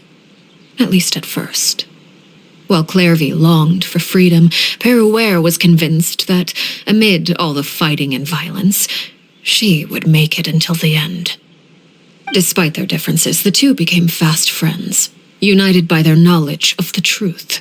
Clairvy told Peruere that she hoped to create a real family, where no one would be killed or sacrificed. There may have been a certain naivete to her ideas, but Clairvy proved her determination many times over. She tried countless times to run away, ask for help, or expose the truth. But her efforts only earned her beating after beating. The only thing that kept her going was her strength of will. Even with her body racked with pain, she would still stand on her tiptoes and open the window at night. She and Peruere would look out at the moon together, a fierce longing for freedom shining in her eyes. But one day that light simply vanished. Oh no. What happened? Her hopelessness resulted from a culmination of things. 10 years had passed. 10 years worth of failure after failure. She and Peruere weren't children anymore, but finding any chance to escape still seemed as hopeless as ever. It was during this time that Peruere suggested a new plan. If escaping was out of the question, why not take down the very person sitting on top of this throne of lies? Mother herself. Clairvy rejected that proposal. She claimed that, as a famous harbinger, Crucibina possessed an unimaginable amount of power. Trying to kill her would have an incredibly low chance of success. Clairvy never gave another reason, but Peruere could see it written all over her face. Clairvy still thought of Crucibina as her mother. Killing her own flesh and blood was a line she couldn't bring herself to cross. If she couldn't escape and fight back, then only one option remained. Precisely. Death was the only way that she felt she could be free.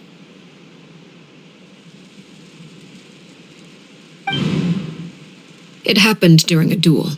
When she arrived at the dueling ring that day, her partner turned out to be none other than Peruere, the very person that had stood by her side all those years. It was a fierce battle, but ultimately, Clairvy decided to let Peruere end her life. From that moment on, Paraware's journey was one written in flames. When the rain finally came and washed it all away, there she stood, the sole victor in Mother's endless game of slaughter, a trail of corpses strewn across her path to success. It was the very result she had predicted 10 years prior. Even then, she believed she would make it until the end. She wasn't surprised by the fact that she emerged as Mother's undisputed heir. Rather, her success left her with an inexplicable sense of restlessness. She was unsettled, and there was only one thing that could quell that sensation. Perhaps you two would like to take a guess as to what it was? Crucibina, you mean? But... Correct. This is the place where Paraware killed her best friend. A mere year later, this is also the place where she fought tooth and nail to kill the mother they shared. The moment she acted, any conception of what was right or wrong ceased to matter. It's one of the principles of the house. Only those who survive get to write the rules. Paraware won the battle, and became a harbinger herself. After which Her Majesty, the Tsaritsa, bestowed upon her a new name. Arlecchino. So the Perry Clairvy was talking about... It was you all along. You're Paraware. Arlecchino is just a name you got later. I left that name behind long ago. I must say, hearing it now does bring back memories. After I defeated Crucibina, the moniker of Mother died with her. I chose to forego the title she called herself, and even chose to give up my own name. I rebuilt the House of the Hearth under a new identity, not only as Arlecchino, but as father. And that is where the story ends. Any more questions? Yeah. Based on what you just told us, Clairvy wasn't a little kid when she was killed. So the Clairvy we met... Was she really a spirit at all? I suppose you could call her an illusion born of flame. Her existence is like ashes to a fire, something left over in the wake of blaze and ruin. You see, a certain power runs through my veins. It's not unlike a curse. My flames leave behind shadows of anything they consume. Of course, the chances of those shadows morphing into a sentient entity are exceedingly slim. Clairvy is a very special case. Clairvy died when she was 16 years old, but what emerged from the flames was her 6-year-old self. Her appearance wasn't the only thing affected. Most of her memories were lost to the blaze as well. Memory is a mysterious thing indeed. Losing a portion of your memories will alter your sense of self. Lose 10 years' worth, however, and it would be like living in the past. Like returning to a version of yourself that never grew up. No wonder Paimon got such a weird feeling when we were talking to her. Perhaps I should put it this way. Clairvy is someone trapped in time. It may seem like she exists with us in the present, but she truly lives in the confines of her own past. So if all of that is true, then you must have known about Clairvy for a long time. Indeed. She's a rather volatile and unstable entity. Sometimes she would look after the children. She's even saved some of their lives. But other times, she would hide from me and become obsessed with revealing the truth about the house to anyone who will listen. Shadows don't have the capacity to learn or grow. Any new information they encounter is quickly forgotten over time. Your attempts to expose Clairvy to sunlight, they failed, yes? The reason is actually quite simple. In Clairvy's mind, the house is impossible to escape. and it is this very perception that traps her there. But no matter. All I have to do is kill her again, and all will be resolved. I don't anticipate so much as a single speck of ash will be left behind this time. Wait! I can understand why you might want her gun, but isn't there another way? So what if she's trapped in her 6-year-old self? She's still your friend! At least talk to her first! It's too late for that. She broke the rules, and now she must be punished. That goes for Filial and Nantoy as well. She's had quite the effect on them. I hope you understand. The difference between Crucibina and myself lies in our formulation of the rules, not our policy for enforcing them. Upholding the rules without question is a trait we both share, because that is how a household should be run. Is this really what you want to do? Whatever could you mean? Don't you want to say a proper goodbye at least? Whether as a killer or as a father, there are two things that must be avoided at all costs: anger and sorrow. Anger makes you impulsive. Sorrow causes you to waver. Well, it appears it's about time to proceed. Before we arrived, I told some of my well-behaved children to bring our troublemakers here by nightfall. I do believe I've kept my end of the deal. I gave your friends quite a bit more time. As for what happens now, we'll just have to wait and see.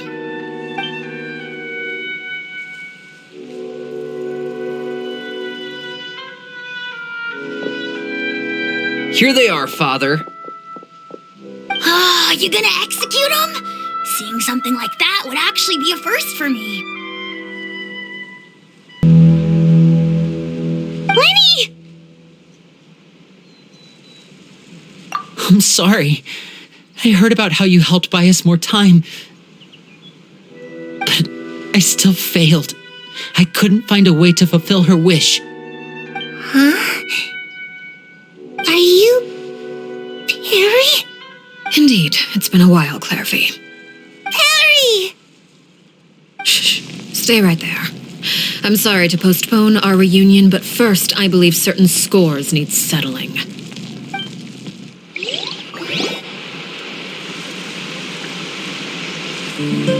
Father, let me explain.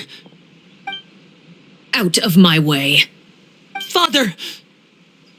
You chose to conceal a threat to the house, and for that, you must be punished. Overall, however, I suppose your wrongdoing is hardly the most egregious of the bunch, so I'll deal with your punishments later. As for right now, the more pressing concerns are the traitors among us. By traitors? Do you mean us? Father, let me explain. We didn't mean to... Fultz, why don't you share what you heard? Yes, Father. Secret Midnight Meeting number 3. Participants, Filial, Nantoy, Sato, Toddy. Nantoy clearly said, if only Father wasn't the one who took us in. Sato added, I'm sick of this life. I just want to live as a normal person.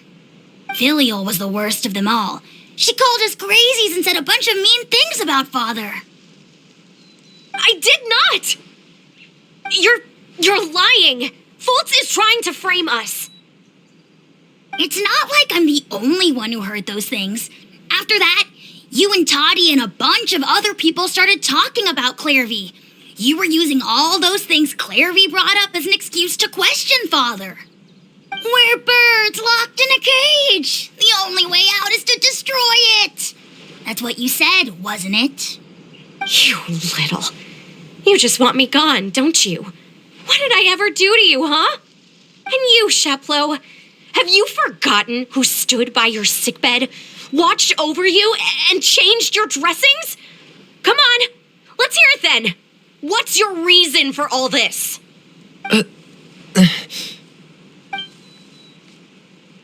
You're wrong, Filial. We don't want you to die.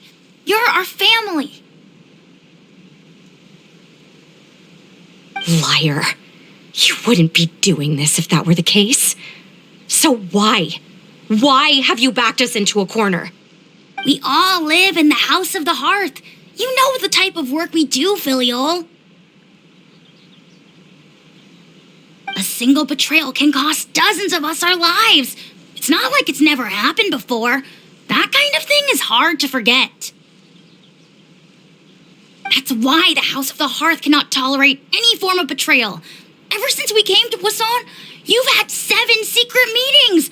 A lot of the things you talked about really crossed the line. You've been spying on us for half a month? Wait a second. Now that I think about it, the move to Poisson was just a way to make it easier to spy on us, wasn't it? Because we were all in one place. You've had this planned all along. Filial, Nantoy, I'm sorry. I owe you both my life. I owe Clairvy too. If it weren't for all your help after I got poisoned, I wouldn't be standing here today. If this were any other situation, I would do anything to repay that kindness, even if it cost me my life. But rules are rules. I'm sorry. My hands are tied. Why? Why? That's enough, Filial. We made a mistake, and we should own up to it. We broke the rules, plain and simple. And now we have to face the consequences. I'm sorry, Chapleau. Fultz. I'm sorry, Father. We accept our punishment. Chapleau, according to the rules of the House of the Hearth, how should these traitors be punished? All those who betray the house pay with their lives. And so it shall be.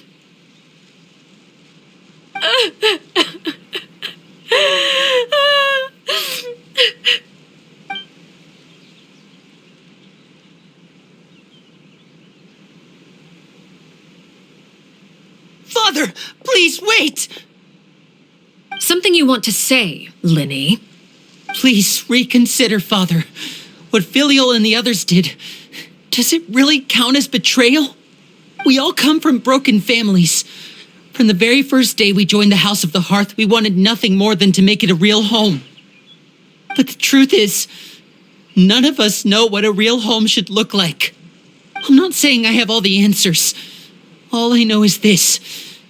Killing Filial and the others may uphold the rules, but doing so will only bring us further away from being a real family than we've ever been. So please, Father, please reconsider. I agree with Linny. Father, please. Linny, you...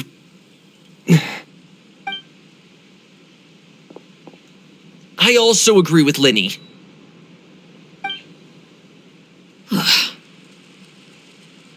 An order once given cannot be rescinded. However, given the extent of your determination, I suppose we shall have to go about this a different way. Draw your weapons and face me. Our weapons?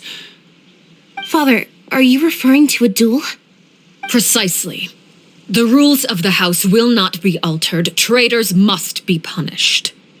However, resolving disputes with a duel is also one of our rules, one that also applies to me. Demonstrate a sufficient showing of strength, and I shall offer a concession. Wait. Beat Father in a duel? Impossible. Father is way too strong, even for Linny.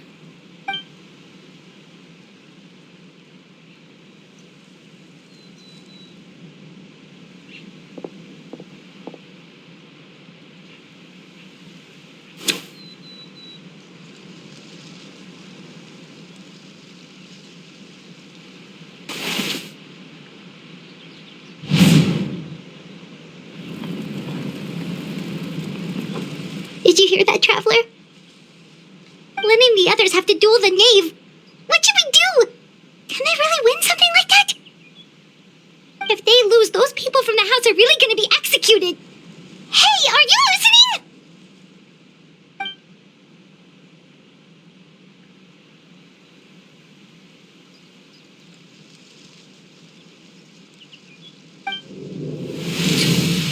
Don't you want to say a proper goodbye at least? Anger makes you impulsive. Sorrow causes you to waver.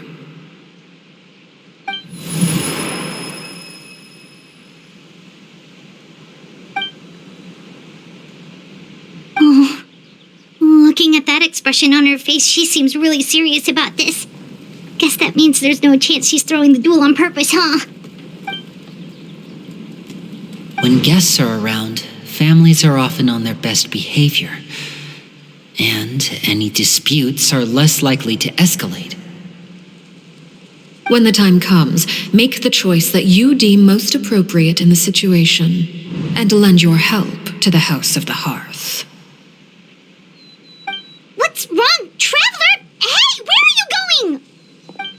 Traveler? You're asking to join the duel against the knave? I'll allow it. We do have a ready-made dueling ring at our disposal, after all. All I would advise is this. Keep a firm grasp on your weapon, and give it your all. Any less, and you may just lose your life.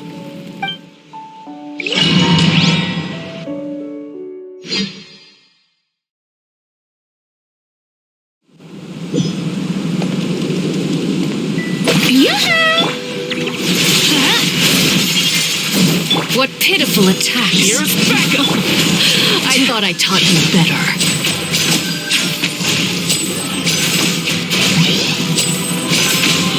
It'll be all right. Oh, now we're chin. Closer now. Fire it up! Let's light it up, everybody! Shower me with praise! Time to shine! Now right that's up. more like it. With these rising flames. Over here!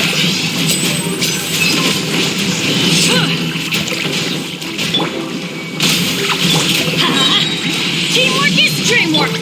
With the fall of darkness, destruction shall rise. Have a taste of purgatory. Get in gear.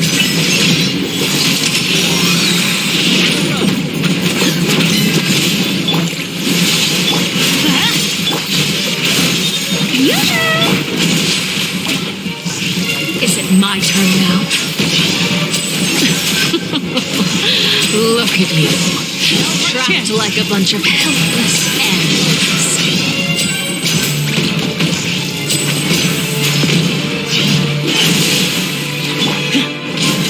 Got you covered! Is it my turn now? Going in!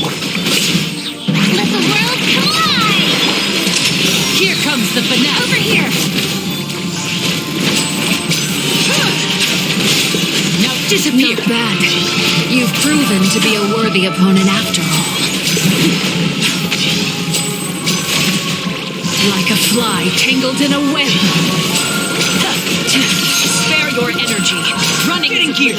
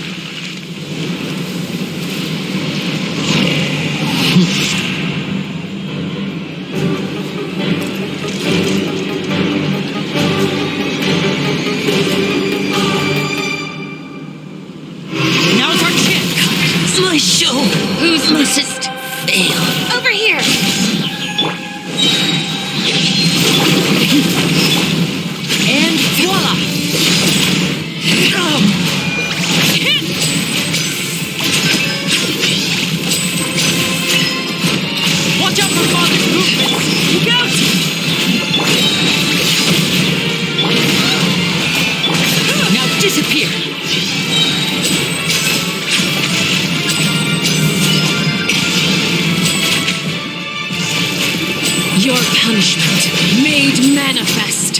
Now's our chance. Over here, Lynette.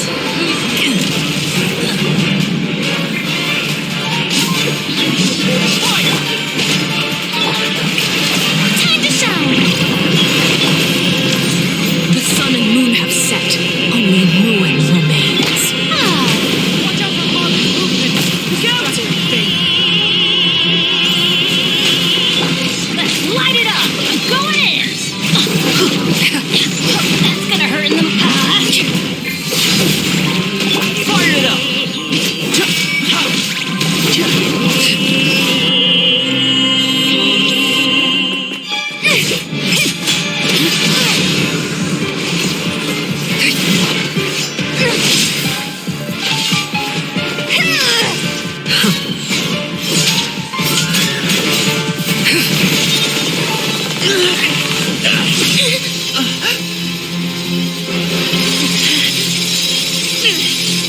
You should know better than to crowd in one place.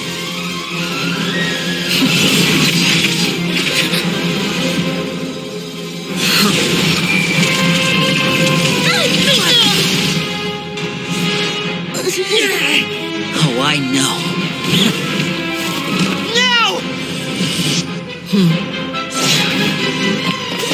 I'm sorry, Father!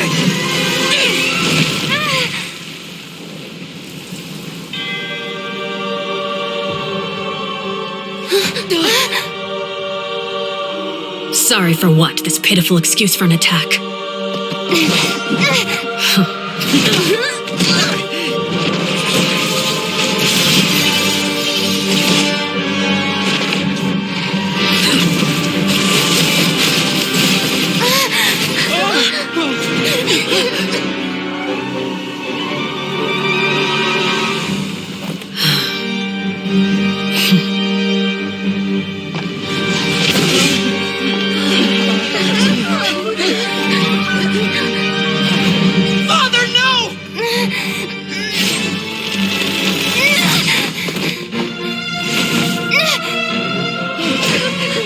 Made it out, did you?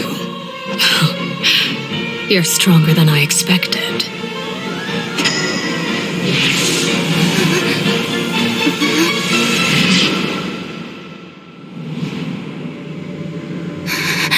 A crimson moon. I can't move.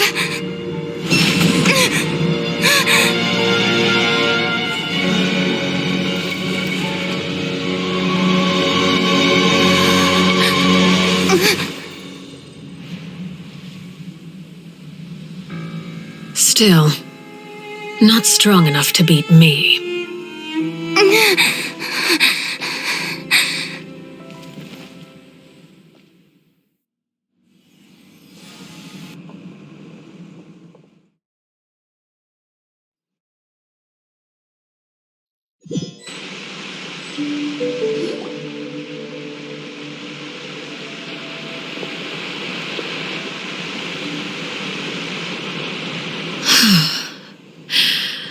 I believe we can end things here. It's not often that we get to enjoy the company of guests, after all. We wouldn't want things to get too out of hand. Brother, are you all right? Lenny! Given that I am the victor of this duel, as agreed, the punishment stands. No! I never thought things would end like this. However, everyone involved in the duel demonstrated a remarkable level of strength and determination. In light of this, I'm prepared to change the method of execution. Elwar, the bottled flames I gave you for safekeeping. Do you still have them? Yes? I wasn't sure what they were for, but I've kept them super safe. I didn't lose a single one. Wonderful. Then, in just a moment, I'll have you administer them. Bottled flames? Indeed. They're the product of a secret experiment. Under certain special circumstances, flames can be extracted from my person and preserved. Once ingested, searing pain will spread across every inch of your body. No harm will come to you physically, but your memories will be burned away. If you can withstand the pain, when you awake, you'll have forgotten everything you know about the House of the Hearth, and will be expelled from the organization. In other words, administering this concoction will kill the version of you that grew up in the house, and give you a new identity.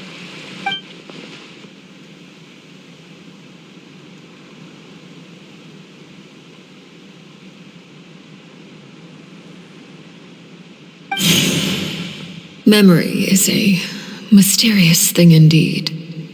Losing a portion of your memories will alter your sense of self.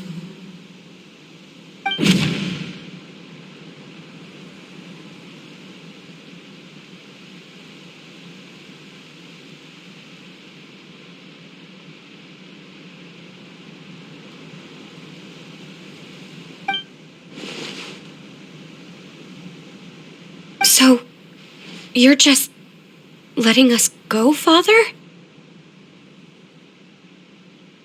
You misunderstand. Memories are extremely important. Once consumed by flame, the version of you standing before me will die, and our secrets will die with you. So no, I don't intend to just let you go, because the person who survives will be nothing but a stranger. Even so, I won't have to live in fear anymore. I'm sorry, Father. I'm sorry I let you down.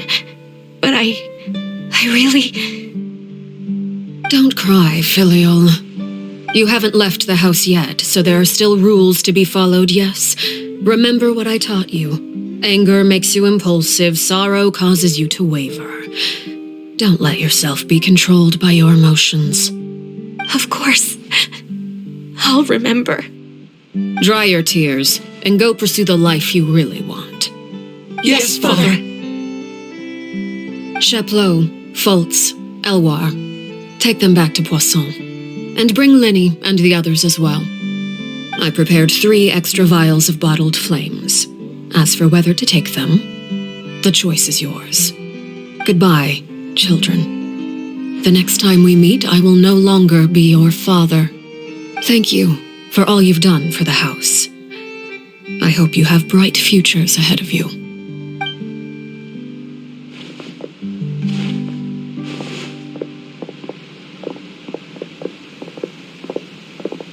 Father!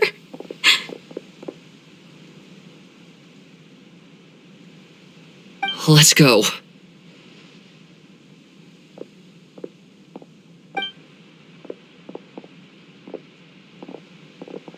Here, grab my arm, Linny. I'll help you walk back. Thank you.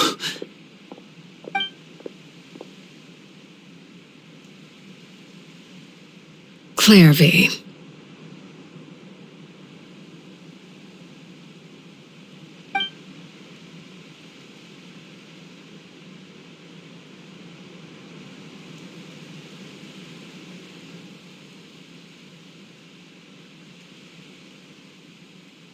Can we talk now? I've been waiting for a super long time. You really are Perry, aren't you? I haven't seen you in so long. How come you're all grown up? Wait, did I somehow travel to the future on accident? Or am I dreaming? What a long dream. Neither. You died, Clairvy. That's what happened. You could have at least sugarcoated it a little. Look, she's that speechless. Oh. Okay then. Huh?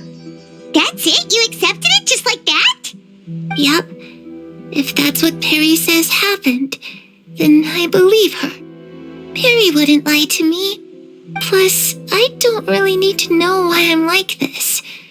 I'm more curious about what happens in the future. If you're a harbinger now, Perry, that means Mother is gone, isn't she? Can you tell me about it? I want to know what happened to her. And to me. You never stopped trying to defy fate. At first, no one believed you. You could only vent your frustrations to the moon. In fact, you often sought comfort in the night sky. You wanted to see the aurora, so one night we promised each other we would go to Snezhnaya to see it together. Later on, you tried to run away, but you were brought back each time. Mother spared your life, but it wasn't out of kindness. Instead, she decided to make an example of you by slowly torturing you over time. That way, the other children would know what happens to traitors. Still, you never gave up. Mother hoped that through ruthless duel after ruthless duel, she would be able to crown an ultimate victor among the children she raised. But you called on everyone to unite, to fight to a draw in order to reduce casualties. Your efforts may have only delayed the inevitable, but still. You gave them hope. You tried everything you could think of, but every attempt ended in failure. Still, you never turned your sword on Crucibina, and you never turned it on me. On that gloomy day, you told me, "For the last 16 years of my life, I've done everything I can to fight for freedom. But now, I realize that the only freedom I truly possess is the freedom to choose to die." I never imagined I would say something like that. I must have been feeling really worn down. But somehow, I still think I understand. According to Mother's plan, only one of us was going to make it until the end. And I always hoped that person would be you. If I could do it all over again, I still don't think I would make a different choice. Even when I first met you, I knew you'd be able to do what I couldn't. Is that so? Even now, I'm not sure I truly understand what kind of freedom you were trying to pursue. But as the head of the House of the Hearth and as the children's father, I've tried to give them the most basic of freedoms. The freedom to choose their own fate. It's something I discussed with the Iudex of Fontaine. The children who want to leave the house will have their memories wiped clean of all secrets pertaining to the organization. In return, they will be allowed to live a normal life in Fontaine without being prosecuted for their past. Of course, I won't simply hand freedom to them on a silver platter. They have to fight for it and prove themselves worthy of it. Only freedom that is earned has true value. That's more than enough. That's exactly the kind of life I was fighting for. You know, Perry, I think you're a pretty amazing king, and a really great father, too. I'm really happy that you're the one who took over the house. I guess I do have one regret, though. I still haven't seen the outside world. Well, it just so happens that our dear guests over here have been to many nations and traveled to countless places. Perhaps they would be willing to tell you what the outside world is like. Really? Of course! We've traveled all over the place. We've got so many stories, we could probably talk your ears out for 3 days straight.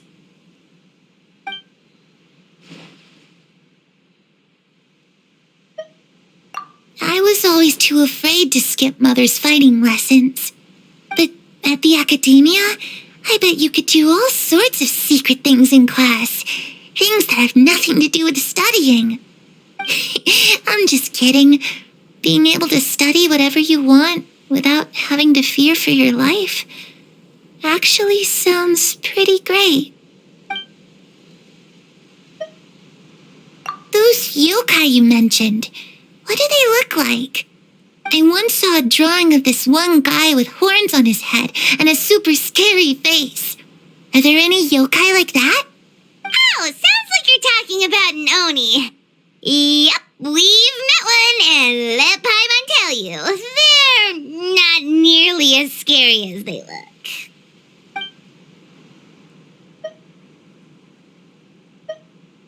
Ah, that's where Mora comes from.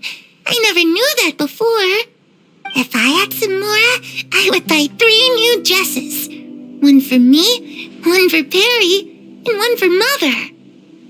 It's just too bad Perry doesn't like wearing dresses. And Mother, well, she probably wouldn't accept something like that either.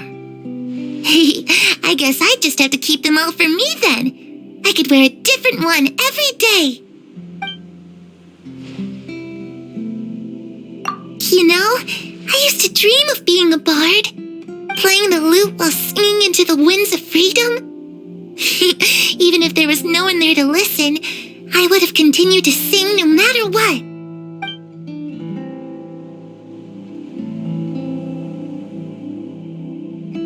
The situation was super dangerous. Lenny and Lynette were accused of committing a crime, and they were going to have to stand trial at the Opera Epicles. Oh no, that must have been hard for all of you. What happened next? Don't worry, we were able to turn the situation around super quickly. Thanks to Detective Paimon, of course. How'd you do that? Come on, tell me. Okay, so it was like this. After the failed magic show, we rushed to the scene and...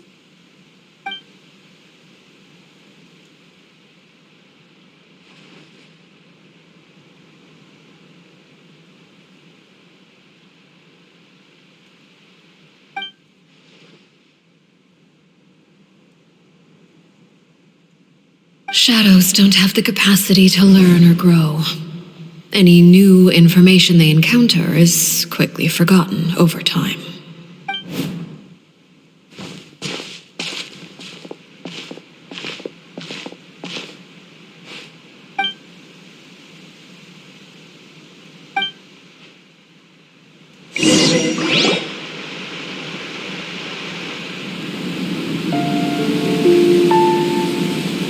Clairvy, you've worked tirelessly from the shadows to overthrow the House of the Hearth. Now, by my authority as the Knave, I shall announce how this matter ends. You are hereby expelled from the House of the Hearth. You are no longer tied to this place, nor are you bound by its rules. You're saying that I can finally leave? I get to experience the outside world as well?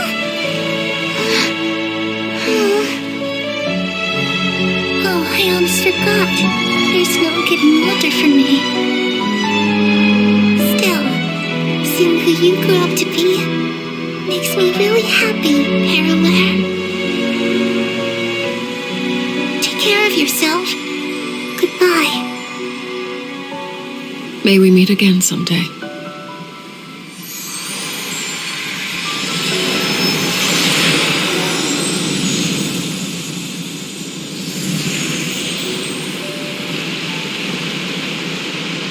Clairvy. She left so soon. Paimon didn't even get to finish her story. I also have certain sentiments left unsaid. I wanted to tell her that the aurora I saw in Snezhnaya was just as beautiful as the ones in the pictures. But a shadow's memories reset at dawn. Had we delayed any longer, we wouldn't have had the time to say goodbye. Whatever regrets may linger, let them be lost to the coming of a new day. Father? It's Linny! Hey, Linny!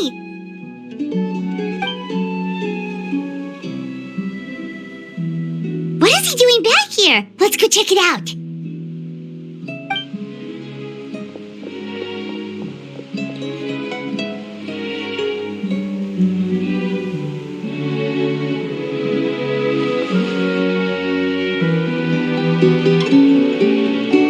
Father, the bottled flames have been administered. Filial and the others have left the house. And you? What have you decided? Thank you for giving us that choice, Father. But we never wanted to leave the house. It's the only home we've ever known. Lynette and Fremine feel the same way. They're recuperating back at the Hotel Bouffe d'été. But I decided to come back and tell you where we stood. I'm sure you're well aware of the expectations I have for you. I want you to follow in my footsteps and become the next king of the house. Yet you seem to have different ideas. I must admit, I'm rather surprised by your decision to stay.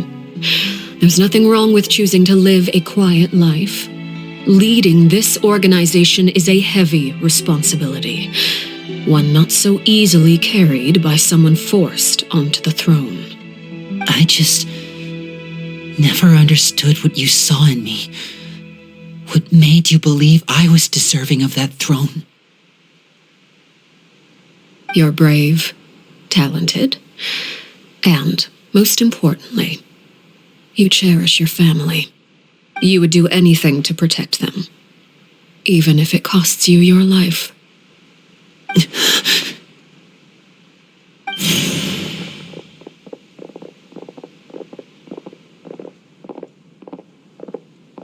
Speaking up back there was so brave of you, Linny. It's all thanks to you that we were able to convince Father to back down.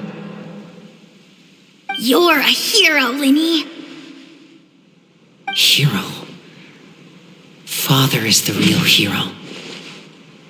Had Father gone all out during the duel, there's no way I would have walked away with my life.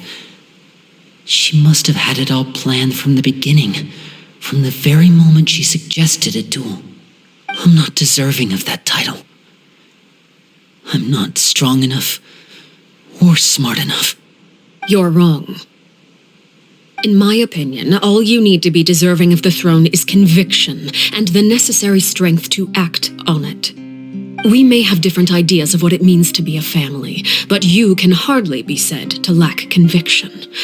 What you truly lack is strength. For someone of your talent, though, that's something that will come with time. Even without that strength, you still chose to face me in a duel, even though the odds were stacked against you. That capacity to honor your convictions is what I truly see in you. Father. No one knows what the future holds, what tragedy or triumph may be in store. Being at the head of this organization requires the strength of will to face whatever comes. Caution will only hold you back. If reaching a certain standard were required to go after what you want, I would never have succeeded in killing my predecessor. Back then, there was still a considerable gap between our abilities. Strength may decide the ultimate victor, but those who let a lack of strength dictate their decisions or undermine their convictions will never be worthy of the throne. I understand, Father. Thank you. Children must grow up to surpass their parents. Only then can a family continue to flourish. The road ahead is not an easy one, so I'll ask you one last time. Are you certain you want to stay? You've done so much for me, Father, and that kindness must be repaid. Plus, with Project Stuja at hand, there are many dangers ahead, and I, for one, don't intend to back down. Protecting my family at all costs. That's my conviction. Then you're welcome to stay. As for Project Stuja, you need not be too concerned. If those cowardly businessmen and heartless dignitaries try to take us down, I'm prepared to teach them a lesson. Having members who longed for the light was our organization's last weakness. With those members no longer among our ranks, the House of the Hearth is like a spider hiding in the shadows. We need only wait for our prey to come to us. At present, our imperative is to use their plan to our advantage. In doing so, a crimson moon shall rise amid the frigid blizzards of winter. No demonstration of loyalty shall go unrewarded, and no sacrifice shall be in vain. As for the two of you, whether we meet again as friend or foe, I'll remember the camaraderie we shared in this moment.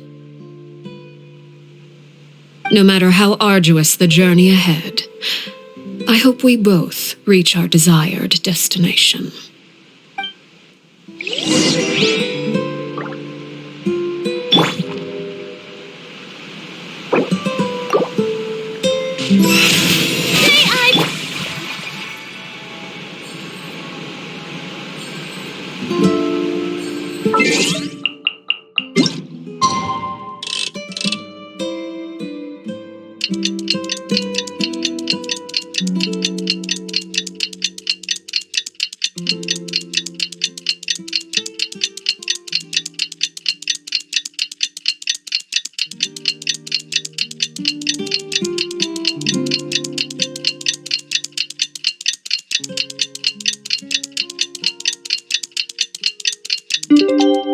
So long as the audience thinks that seeing... Didn't Linny say that Lynette and Fremine were recovering at the Hotel Bouffe d'été? Oh, Paimon wonders how they're doing. Maybe we should go check on them.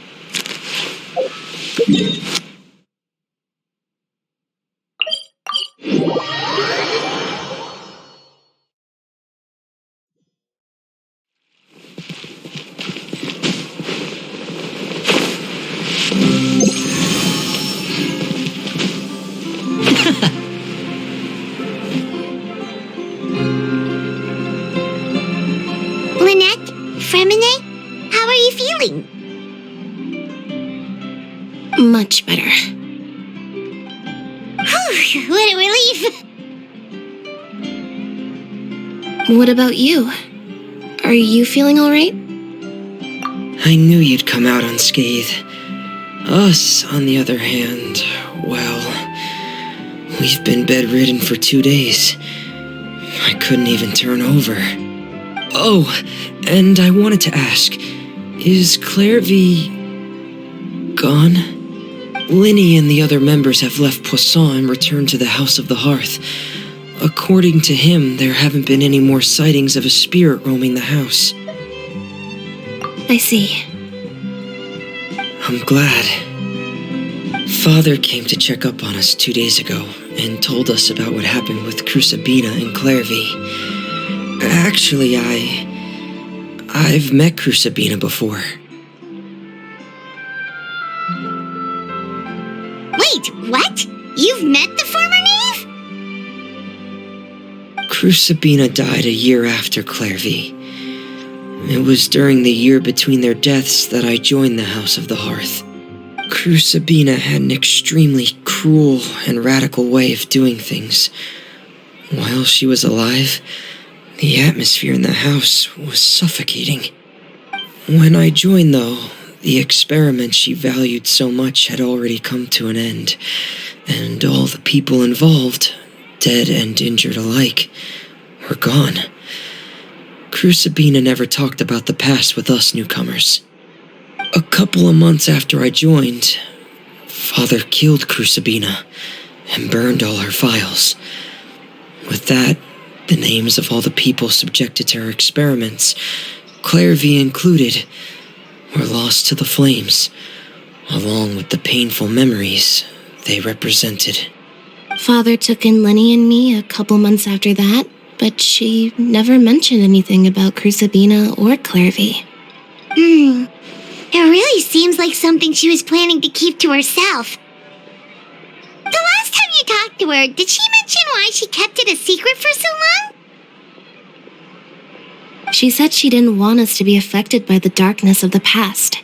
She was worried we'd develop a false sense of gratitude towards her if we knew about it. The foundation of a family should be free of any corrupting influence.